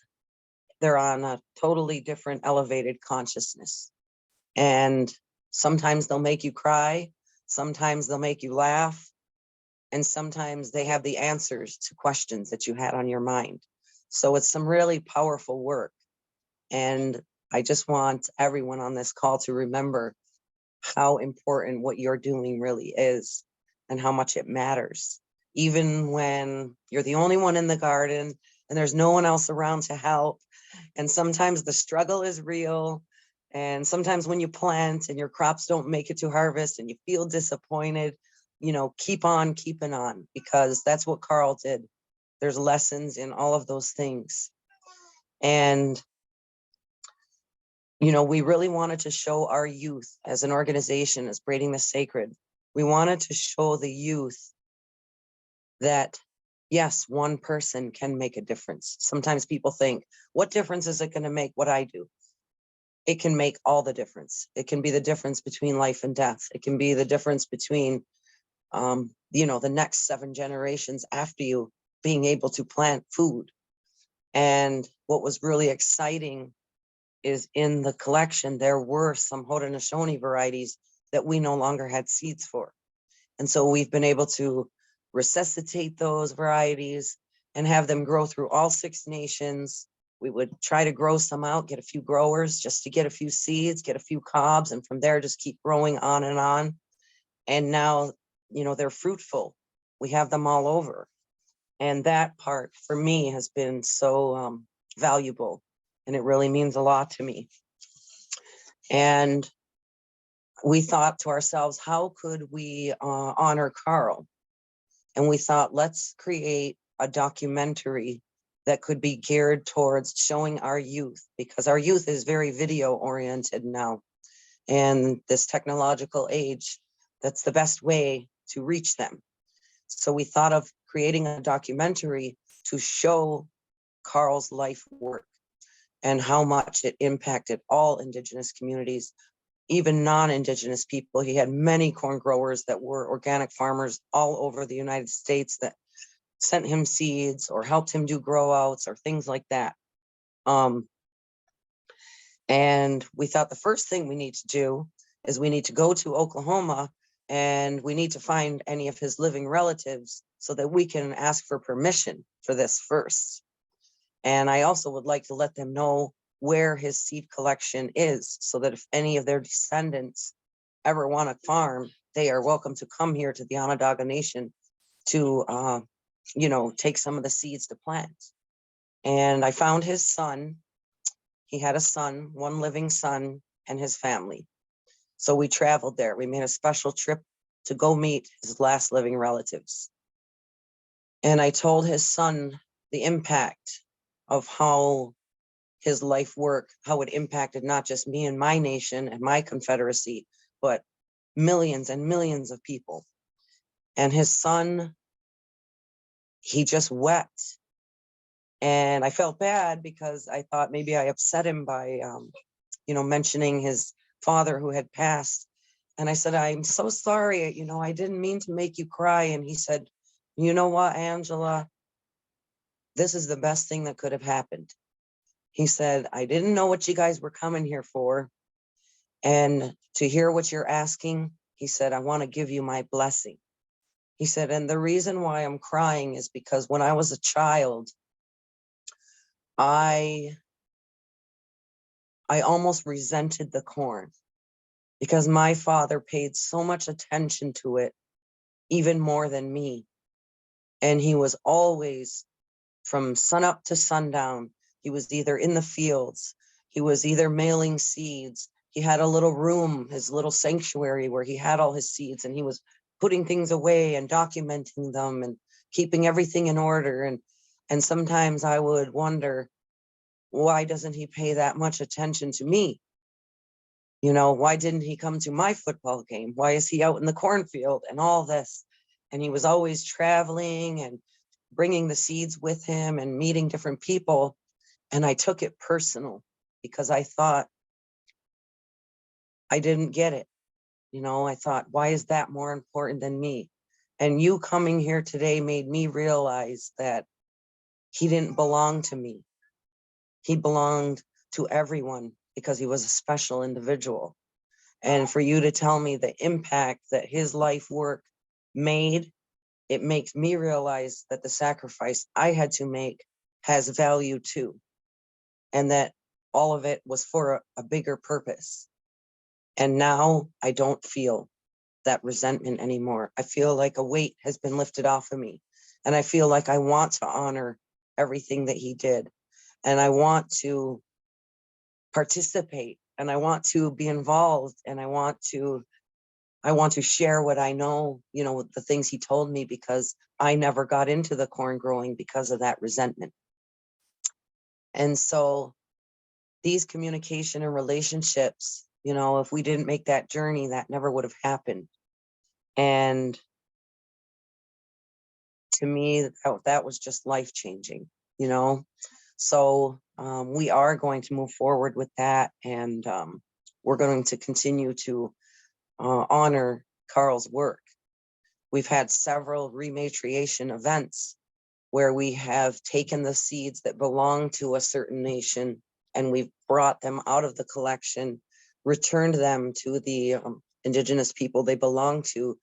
And it's been very powerful work because little did we know, they lost all those seeds through many of their displacements, their relocation, their moving from their homelands to reservations or wherever they had been removed from. But to know that their ancestors held on to those seeds and they moved from different hands where they ended up right with Carl, that person who was intended to hold on to them until they make it back home.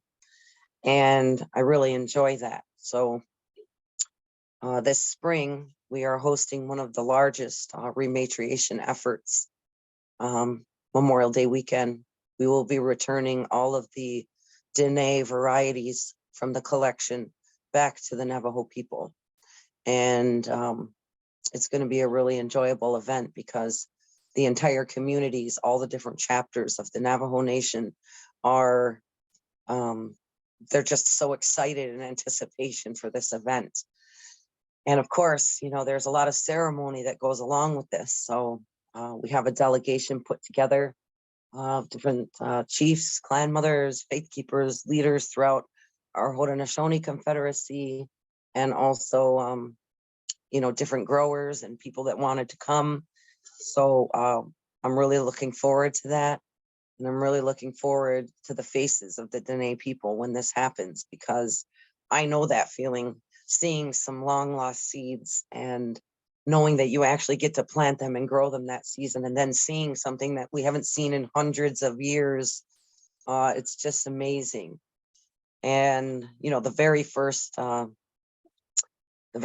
2 corns that I planted out of the collection that Carl had was the Iroquois wampum dent that we had documentation of, but nobody in our Confederacy actually had seeds for that.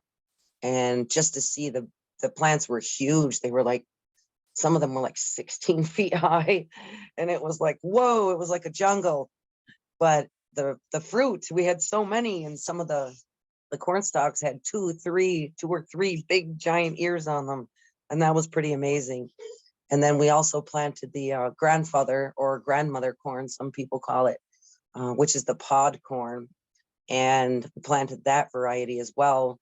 And it's amazing because they look like birds when you plant them. They don't fall upside down like a normal corn plant would, like this.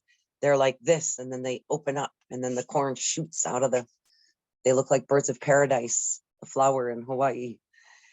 And, you know, just the thrilling process of it all has really been like a big part of my life and my work that I'm really invested in. And we've opened the doors to the entire Haudenosaunee Confederacy. We hosted an event during the pandemic where some of the seeds, we thought we were all finished. It took me 3 years to sort through everything I brought back from Oklahoma, and it took hundreds of helpers and hands. And I had youth, and I had little kids that came every Saturday from 2 to 4 to help me. And I had students, indigenous students from Syracuse University and SUNY ESF and my own community and my farm workers. And I invited other seed keepers from the Haudenosaunee Confederacy to help me get that sorted out. And it took us 3 years. So we finally thought we were finished. And then I met a woman from Kansas who was friends with Carl. And we did not know that Carl had given her half of the collection before he fell sick. So she invited me down there to come and get it. And when I arrived there, she was so emotionally attached to it, she couldn't let it go. And so, you know, at that time, I said, it's okay. She wasn't ready, you know. And a couple years later, she became paralyzed from the neck down and through illness. And I had heard she was in a nursing home, and I thought, geez, I was down in the Southwest for a different trip, and I thought, I'm gonna take a little side trip and I'm gonna surprise her at the nursing home. And when I got there, she said she had been praying to the corn mother, what about my seeds? She was more worried about the seeds than she was about her own physical health. And she was so happy to see me and my granddaughter. And she said, I said, send me the helper who you want me to give the seeds to. She goes, and here you are. So I had to take a 4-hour trip back west to go get the rest of the seeds from her house. Her son helped me load them all up. But when I brought them back here to Onondaga, there's way more than half. So during the pandemic, we hosted a very large seed cleaning bee, we called it. And we had about 150 people come here from all over the Haudenosaunee Confederacy, and they helped us get it all organized and cleaned up. And we had some real powerful stories and seed swaps and everything that went on with that. And I couldn't have done it without them. So remember, when you're doing your seed work, just reach out, because there's so many people that will always help. And, including myself, I love traveling. I love to help out wherever I can. And hopefully someday we'll be able to see the documentary on Carl's life, Carl's work, Carl's legacy. And, every little seed that we're all saving here, they all have a story and they all remember. So when I'm hearing you guys all talk about your seeds, they saw your ancestors and now they see you, and now they jump onto you and you pick up knowledge and you don't even know where it comes from. And that's what we call, ancestral memory. It's in your DNA, it's in your bloodline. And even though you didn't know it was there, once you picked up those seeds, it came to you and doors open. So that's the experience I wanted to share with you tonight about this work that Carl had done, and how I feel honored and humbled to be a part of the organization that's, invested in keeping this going. So keep on keeping on, everybody here. Even if you're just beginning, you'll be shocked. Every planting season, a door is going to open and you're not even going to know how you ended up there. And 5 years from now, you're going to be like loaded down with seeds, because the seeds can see. And when they know that somebody's willing to pay attention to them, they just start showing up. And that's why these conferences are really good, because you can hear from other people who've had that experience. And I Wow, think that's Angela. about it. Wow, Angela, that's huge. Thank you. Thank you. You truly blessed us with something very, very beautiful tonight. Wonderful, wonderful, beautiful story. And as we continue to build on these beautiful stories, we now bring to the mic Sister Melody Muhammad. And again, yes, much kudos to you, Angela. Thank you so much. So Sister Melody, I turn the mic over to you now. Okay, can you hear me? Loud and clear. Okay, good. I want y'all to see my little seeds, and I want y'all to hear my little seeds. My name is Sister Melody, and I like to say I'm from all over, because everywhere I go, I like to feel like, I'm not just from one place. However, I grew up in New York City, what we call a concrete jungle, unfortunately. So from there, I came out to Philadelphia area after, just unfortunate experience, we had. And I went into social work. And after social work, it's a wonderful thing to get into agriculture and horticulture. So I wanted to share 2 stories, but first I wanted y'all to hear this song if y'all have never heard it before. If you can play the first 2 minutes of it. The world is just a great big onion, and hate and fear are the spices that make you cry. Oh, baby, and the only way to get rid of this great big onion is to plant love seeds until it dies.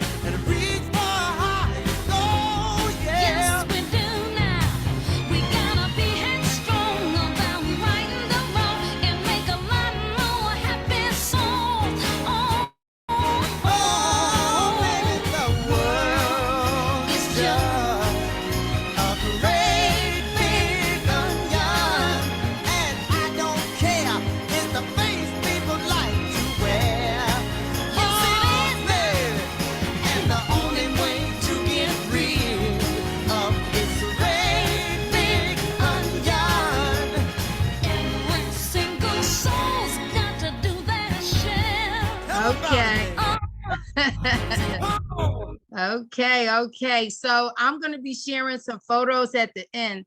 So I just thought that was a really cool song. He said we gotta plant love seeds. I mean, everything comes from seed. Everything comes from a seed. And when I came to this area in the Delaware Valley, and I got introduced to hoop houses and things of that nature, I heard Minister Farrakhan and another doctor talk about it. And when they talked about it, something just went off in my brain and was like, I gotta do something. I gotta, have a meeting and start talking about hoop houses. So we all came together and we got trained, a few of us, I'm not saying all of us, but we got trained by Will Allen, the one who helped Michelle Obama in the White House. And when I came back to the Delaware Valley and I was able to use children that I work with, elders, all type of people to help me build this hoop house. And when we grew with the schools in the area also helped us, the colleges, the students, the interns. We had such a really, really good help from the community. And we grew all this food. I mean, we grew food that, of course, it just blew my mind. So I'm super passionate. Some of y'all been doing this for your life. However, I'm like one of the first generations back in my family doing it because my mother didn't do it, my grandmother didn't do it, and that's how far I go back. So I'm so happy. A couple of years ago, I was on a conference just like this one. I mean, a couple of years ago, matter of fact, it could be 3 years. Well, before COVID, I believe. Anyway, so we on the conference and I'm telling my little story and I'm asking questions and they sharing all these seed stories. And then all of a sudden, we just started, connecting. And Haran said that he would, send me some seeds. So I said, wow, and he did, he kept his word. Then he also donated to help our, I want to say our nonprofit, if you will. And he did that. So we became family. And I really appreciate him and all of the people that, we worked with together. So what happened was last year. So we on the Zoom and we getting together for this conference, right? And Craig came on and Craig was talking about, these different varieties of tomatoes. And then Haran said that he was going to get some basil. So we said, okay. So I said, what I'm going to do is I'm going to get 10 different people that I'm going to share these seeds with and see how it goes. So lo and behold, I was working at Bellevue Community Center in the Delaware Valley. And, I got the idea from True Love Seeds. And I had the students there, once we grew the tomatoes, we got a big bucket and we let them stomp it and step on it to see how they could get the seeds out. And they just loved it. Children love everything we doing. And thank you, Owen and Chris for the seeds. I mean, seeds are like an amazing story to tell. So anyway, we got the seeds and then we had put like the little tomato because we had different varieties and I'm gonna show you pictures in a few minutes. So we would put the tomato in the smaller ones inside the basil and bite it just like a sandwich. And we just had so much fun. And I was sending them pictures back and forth and I spread some love, I want to call it, because when you sharing seeds, to me, it's sharing love and just helping other people. So let's begin with the pictures because I don't want to, of course, go over my time because I'm excited. Again, I learned so many things. So these right here, they sent us 5 different varieties, I want to say, of the different dwarf strawberry lemonade tomatoes, that is. And you can see them starting as little, they sent us seeds and this is the beginning of them. So, I let the children walk through the steps with me. So like around March, April, we start doing them inside, I believe. And you could go to the next photo. And I'm just sharing some photos with you all. Those are the tomatoes starting to come up at my sister's house. So I sent them to Chicago when she got them up and going. And she sent me a few pictures and we could go to the next one. you know, we all learning. My family, we all, you know, starting to learn. Those are the same ones from the earlier ones that I've sent. And okay, so this is the packet they came in, because soon as they came in, I said I want to go start from the beginning, receiving the packages until all the way to, you know, the end. And those were some of the different varieties that we were sent, you know, to help in our community here in the Delaware Valley. You could go to the next one. Thank you so much, Sister Anna, for your help. So those, you can look at it, and those tomatoes, they shape something like, I want to say right there in the middle there, you see the different shape. It was, again, these varieties I've never ever seen before, and they were delicious. I mean, they just taste really, really good. And that was the ones in Chicago that grew there. So we was doing, you know, I want to say analysis where we was comparing, you know, how long they took to grow. Some people didn't, you know, of course, do well because it was their first time. So we talked about, you know, that we were supposed to come together at some point and have like a potluck, and we all take and make salsa. So we did, but matter of fact, I still have some salsa in the freezer from that. And in fact, maybe I'll share it with my family tomorrow. We go to the next photo. Here we go. So these are all photos from, again, that's one of the varieties there. A lot of people may have seen them before, but they were really good and delicious. We could go to the next photo. Here, yeah.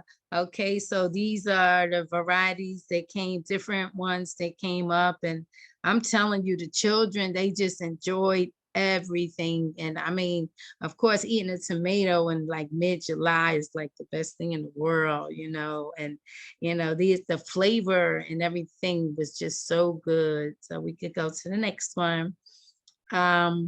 Yeah, I you know, again, built a relationship with other people. That's my little cousin there, and her daughter, she loves the garden, and she was helping us, you know, grow the helping her mother, which is my sister, to grow the she's seen from the beginning to the end. And now I got so many children that's interested in wanting to grow food and help out. So also wanted to yeah, you could go to the next one. I've been having so many experiences throughout this whole, you know, I'm, you know, working with the group, and those tomatoes there are some of a different variety. Unfortunately, I don't have the name right now. Then I wanted to show you this calendar. Owen and them have a calendar with seeds and started. And my granddaughters, they came to his workshop and he put them on their 2023 seed keeping calendar. So everybody, you want to get your calendar, go to True Love Seeds and get your calendars and see some of the work they've been doing. Do we have any more pictures there? Okay, that's when we just had first started, you know, planting the seeds. And we did pots and we did containers just to see, you know, how would they grow and different things like that. So that was that. And I think we down to one of the last pictures.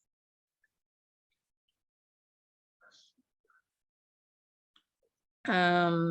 That's it. Yeah, okay, so thank you for that. We are, again, I'm teaching children. I purchased 7 acres in North Carolina. If you want to, you know, come out and visit and help me with some ideas or share some seeds with us, that would be awesome. My name again is Sister Melody. In the chat, I'm gonna put the Edith Family Farms. We named the farm after my grandmother because we believe also in keeping our legacies going. And I believe that that's just one way for us to come together and be able to have something. So what I'm doing down in North Carolina is spreading love and teaching children, in particular young and, you know, adults, about the value of seeds, because, you know, again, I mean, we don't realize the time that some of us don't realize the time that we're living in right now. And this time is very crucial right now, so where you want to meet and know as many people as you can, if you're not like saving seeds, or if you're not physically planting and growing food, for any new people that's on. I love to see the youth come on, because, you know, we have to pass the torch. And one time a lady told me that she don't like, you know, sharing her stories. I said, what, you gonna die and not share, you know, her recipes? That's what it was. And I just couldn't understand that. But the second little short story I wanted to share was that I went to a farm in Michigan, and they have a 40-generation garlic that came from their neighbor. And this is my 4th season growing this garlic, and it's really juicy and it tastes really, really good. So it's like a seed too, the garlic, because you grow the, you know, you separate the the bulb, and then you grow from the cloves. So that was a beautiful experience, because I'm still sharing that variety with other people. So I don't know if you have any questions for me, but I don't know how the timing is. Am I up, Sister Anna? Oh, yes, ma'am. I swear you packed a power punch in that. You and Angela both, I could feel the love coming from both of you. And we will have some time after the last presentation for questions and answers. So please don't go away. Again, 2 power pack presentations. I could feel the love in it. And it is about love. It is serving with love. So thank you. Thank you so much. Thank you. And to round us out with this wonderful presentation tonight, we bring on Owen Taylor from True Love Seeds. You hear him getting much love, and hearing True Love Seeds getting much love tonight. So Owen, I pass the mic on to you. Thank you. Can you hear me okay? Very well, loud and clear. Okay, great. Thank you. Thanks for the shout outs. And I had to interrupt our kids' bedtime to play them that song, and you dancing with the seeds. It was just awesome. Nice to talk to you all, and what an honor to be asked to speak. And I listened to everyone who spoke tonight, and it's just great to be in community with all of you. I am from True Love Seeds. That actually was named for my grandmother too. My great-great-grandmother was Letitia Truelove, and I was going through the names of my ancestors for a good seed company name, and True Love really did kind of speak to what we're all doing here with seeds. And that's because of our focus on ancestral seeds. You know, our whole thing with True Love, as some of you may know, is all of us at our farm and at all of our partner farms focus on our ancestral seeds. But I want to backtrack a little bit before I get to that, since so many life stories were told. I was realizing that 28 years ago, almost 30 years ago, is when I started growing food, and I had my own vegetable garden in northeastern Connecticut. So while I'm not really in the Northeast exactly, I'm from the Northeast, and I had a vegetable garden since I was a little kid. And I didn't really save seeds, but I worked on some farms after that, and I started to get experience with some seed saving. 20 years ago, when I was living in the San Francisco Bay Area, is when I entered the environmental justice and food justice movement through my work. And a lot of my following decades up till now have been spent learning from elders, in particular community leaders, organizers who were shaping their neighborhoods, reshaping their neighborhoods, investing in their neighborhoods, where disinvestment had happened, where white flight had happened, where there were vacant lots, and imagining other futures for those spaces and for their communities. And so that's really the foundation of my work. Of course, the first foundation being the gardens, and the second foundation being focusing on environmental racism and environmental injustices, following the leadership of, you know, people in those communities who'd been transforming these spaces for decades. And I worked for 7 years in New York City. I left 10 years ago. So before that, 7 years in New York City with community gardens. And a lot of the work was focused on, for me, within our organization with Just Food at the time, was lifting up those people who'd come before us. It was the time when suddenly people thought urban agriculture was hip and cool, and it was being gentrified, and there was a lot of young folks that looked like me coming in, when really the foundation had been laid, or the groundwork by, like I said, decades of work. By communities of color, low-income communities. So that's kind of my background. But then 10 years ago, my partner's about to cross the screen. I'm going to mention him. I met Chris Bolden Newsom about 15 years ago, actually through the Allens, Growing Power and Growing Food and Justice, speaking of Will Allen. And 10 years ago, I moved to Philadelphia after we got married. And I just happened upon work with Dr. William Woys Weaver, who had found his grandfather's seed collection that was started in 1932 in a deep freezer in the 60s after his grandfather had died. And this was a seed collection that by the time I met him in 2013, 10 years ago, had grown to 4,000 varieties of heirloom seeds. And he was really active, like Wilford Bear and like Will Bonsall, in Seed Savers Exchange, and maybe at one point offering, some of the most varieties through that exchange. And so I just met him here and fell into the work of seed keeping and fell in love with it.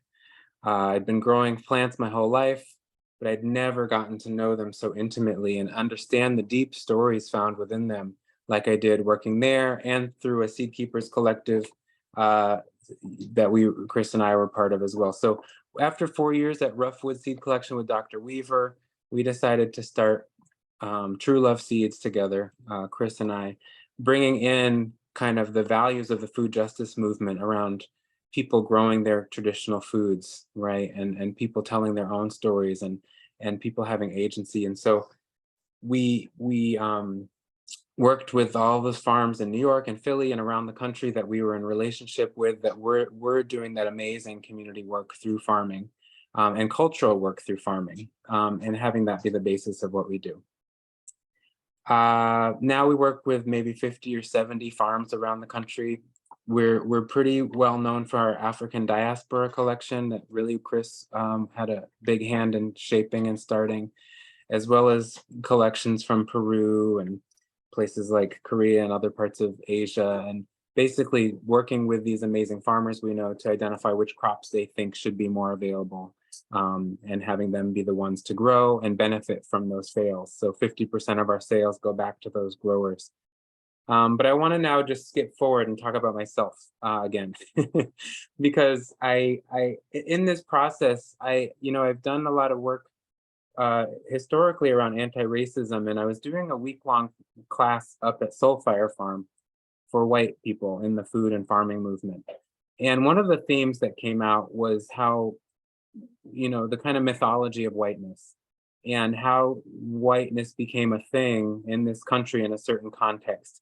And how, of course, to acknowledge all of the privileges and damages associated with whiteness, but also to take it apart and try to understand what were we before that? How did whiteness become what it is, and who were our ancestors when they got here?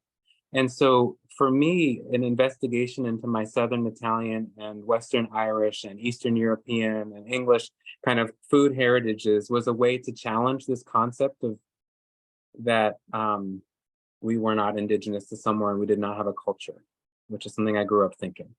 And so breaking apart that notion by investigating what are the foods that brought us here? What are the foods that shaped us? And how can I literally have something to bring to the table in conversations around food and culture? A lot of times people of color are the ones kind of placed with that burden to bring culture to the conversations like this. And so how do we have something to share in those conversations and offer and connect around? Because a lot of the food cultures that all of us come from are very connected to each other. And so how to have a meaningful way to connect in these ways.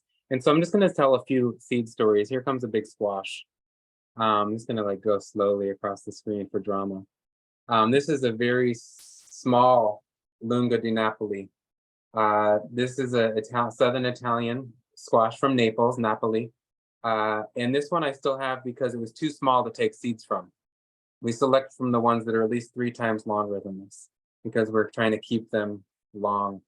And this I got from Seeds from Italy, and that's a great seed company for Italian seeds. They could really feed a village. It's been great getting to know it for the last 7 years. And we'll always grow it because it's delicious and it stores a long time, and it's gigantic, and it's connected to the area where my great grandmother is from in southern Italy.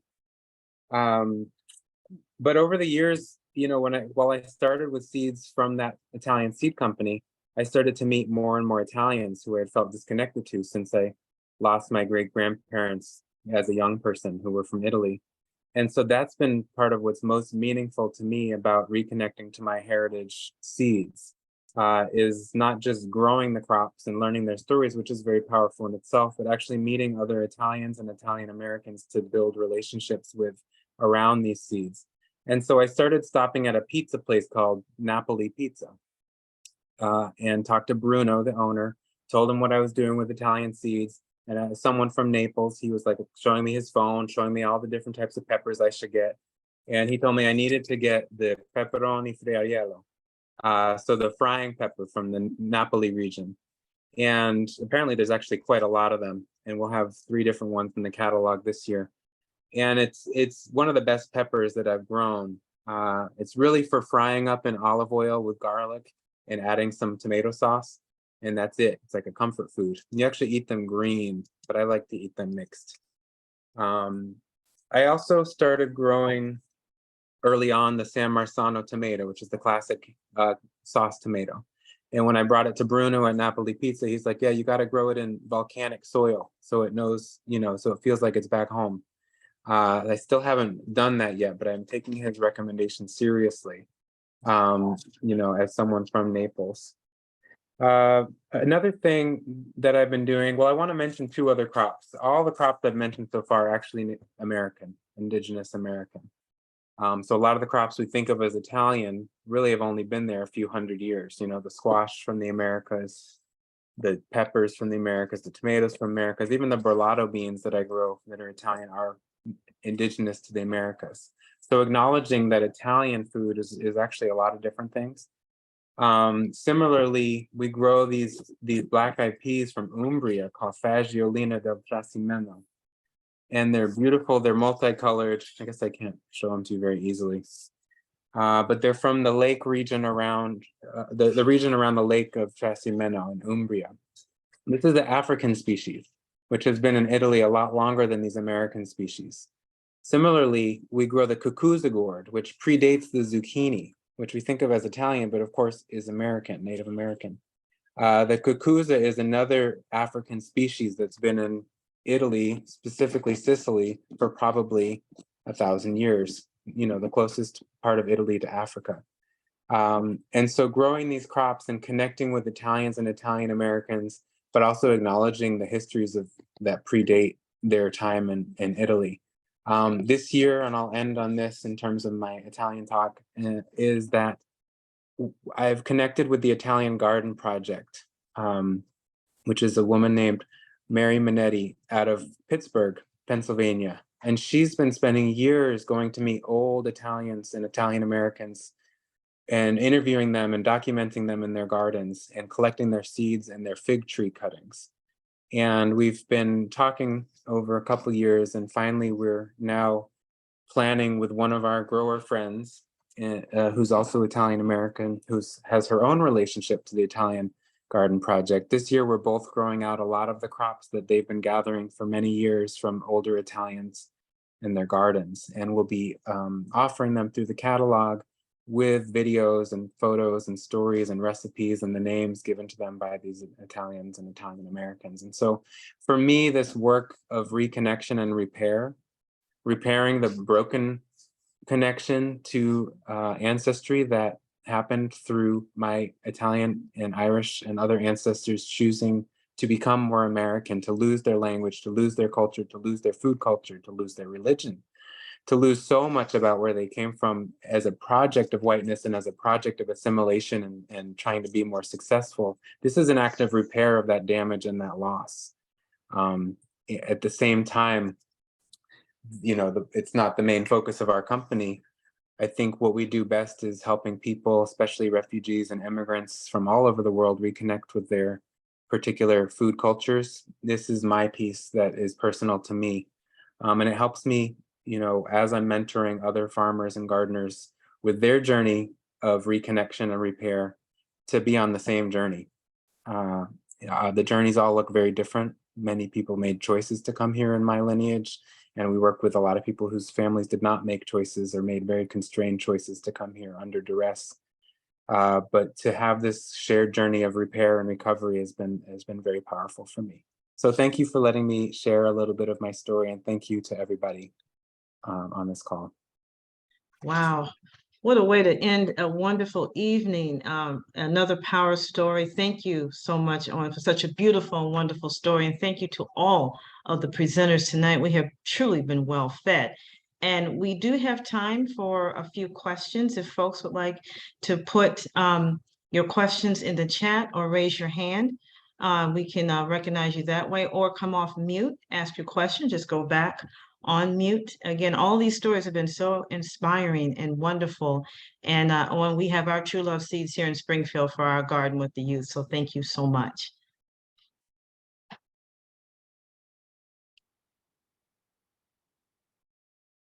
Any questions that folks may have to our last three and very wonderful presenters?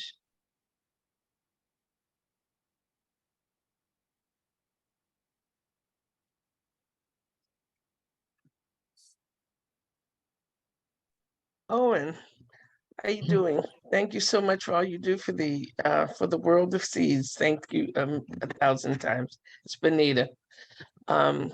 Owen, you talked about that squash that came from Africa to Italy. Could you spell that out for me? Is that going to be available in your catalog this year? Hi, yes, and thank you so much. Good to see you, as always. It's called Cucuzza, and it's already in our catalog. It's Cuccuza, and it's a bottle gourd. You know, it's the same species as the African bottle gourd. So this is an Italian selection that's very thin and long, like 3-4 feet long at its maturity, but shorter when you eat it. Yeah, you eat it tender like a zucchini. Thank you. So it's a gourd. Okay, It is. excellent. Yeah. Thank you for that. Yeah. A question's coming through from Patty Love. Are there any Irish seeds that you may have? We do. It's, you know, it's interesting. It's been much easier. I'm actually a little more Irish than I am Italian, but it's much easier to find Southern Italian seeds because of the different histories.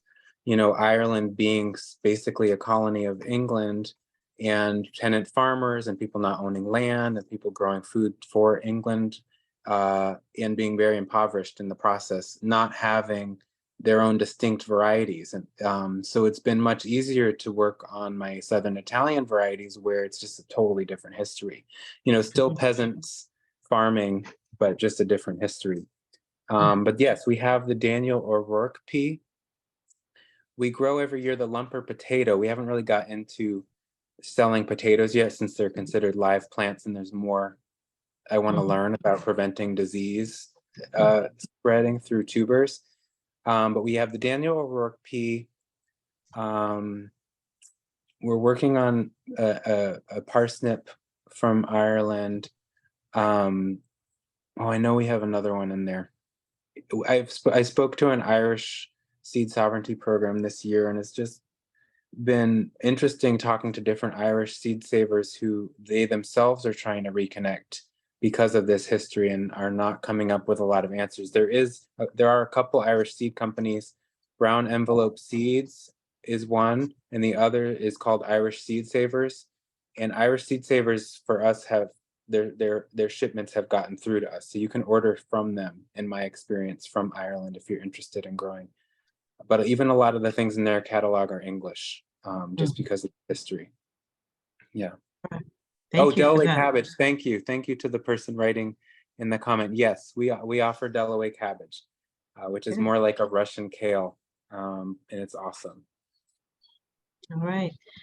So in our closing time together for Angela, Sister Melody, and Owen. Any parting words for us as we go forth from this event?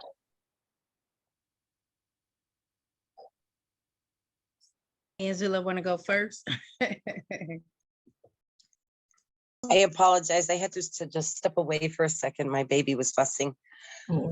I missed what you had said. I apologize. Oh, no worries. Just wanting some parting words before we leave out. Any final comments from you three? Yes. Owen, I would like to share. I loved hearing your story about you retracing all your ancestry and stuff like that.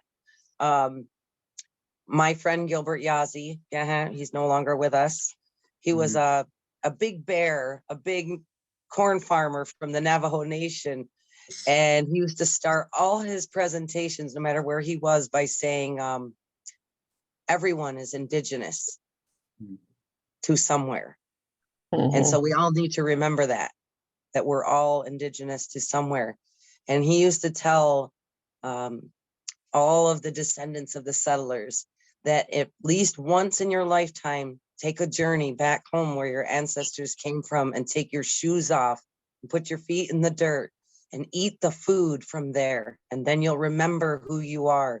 And when you come back here to Turtle Island, your new home, you have a deeper appreciation for the original inhabitants here. Then there's this understanding of that connection to the homelands. So through the seeds, we're all doing that, right? I mean, everybody here, and I love it. So that's what I wanted to say.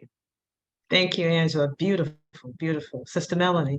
Yes, ma'am. I just would like to say this has been a wonderful experience for me. I'm going to continue, God willing, to share with as many youth as I can the importance, especially now. We living in a time right now that, I'm grateful to get any kind of seeds that I could get right now and share them and save them. Because again, like this time we living in right now, we just got to be real mindful. And I think that through seeds, we could connect in a lot of ways. So thank you. All right. And Owen, as they say in the church, take us home. Oh gosh, a lot of pressure. I think everyone that spoke so powerfully, and some of the moments that resonated the most with me were the moments where seeds really deeply brought community together, where seeds, became this touchstone for, of course, cultural memory and ancestors, but also the ways that we build these networks of seed keepers, networks of growers, bringing the youth in, bringing the elders in, bringing different communities together, rematriating seeds. That is what it's all about. And it's so beautiful to see all the ways that everyone here is doing that. I'm inspired by so many of the stories that were told, helping me reground my work in community. So thank you all so much for everything you've brought. I'm glad to be a part of it. Wow, wonderful. Well, thank you all. Thank you to everyone that presented throughout the evening. What a wonderful quilt has been woven here tonight. And so we wanted to, Sister Melody, take a page out of your book, send you all on your way with that wonderful song that I think that's caught everyone's attention. Everyone have a great night. Please join us again for good. It's so easy. You can do it from the comfort of your own home. And once I get rid of that commercial, we're gonna listen to the Onion song. A great big onion, and hate and fear are the spices that make you cry.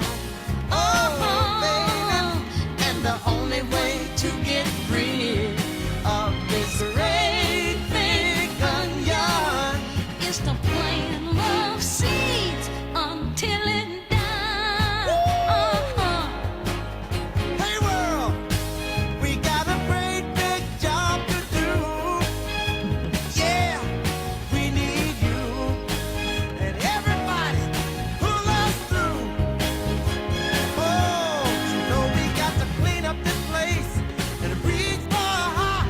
Oh yeah. Yes, we do now. We gotta be headstrong about righting the wrong and make a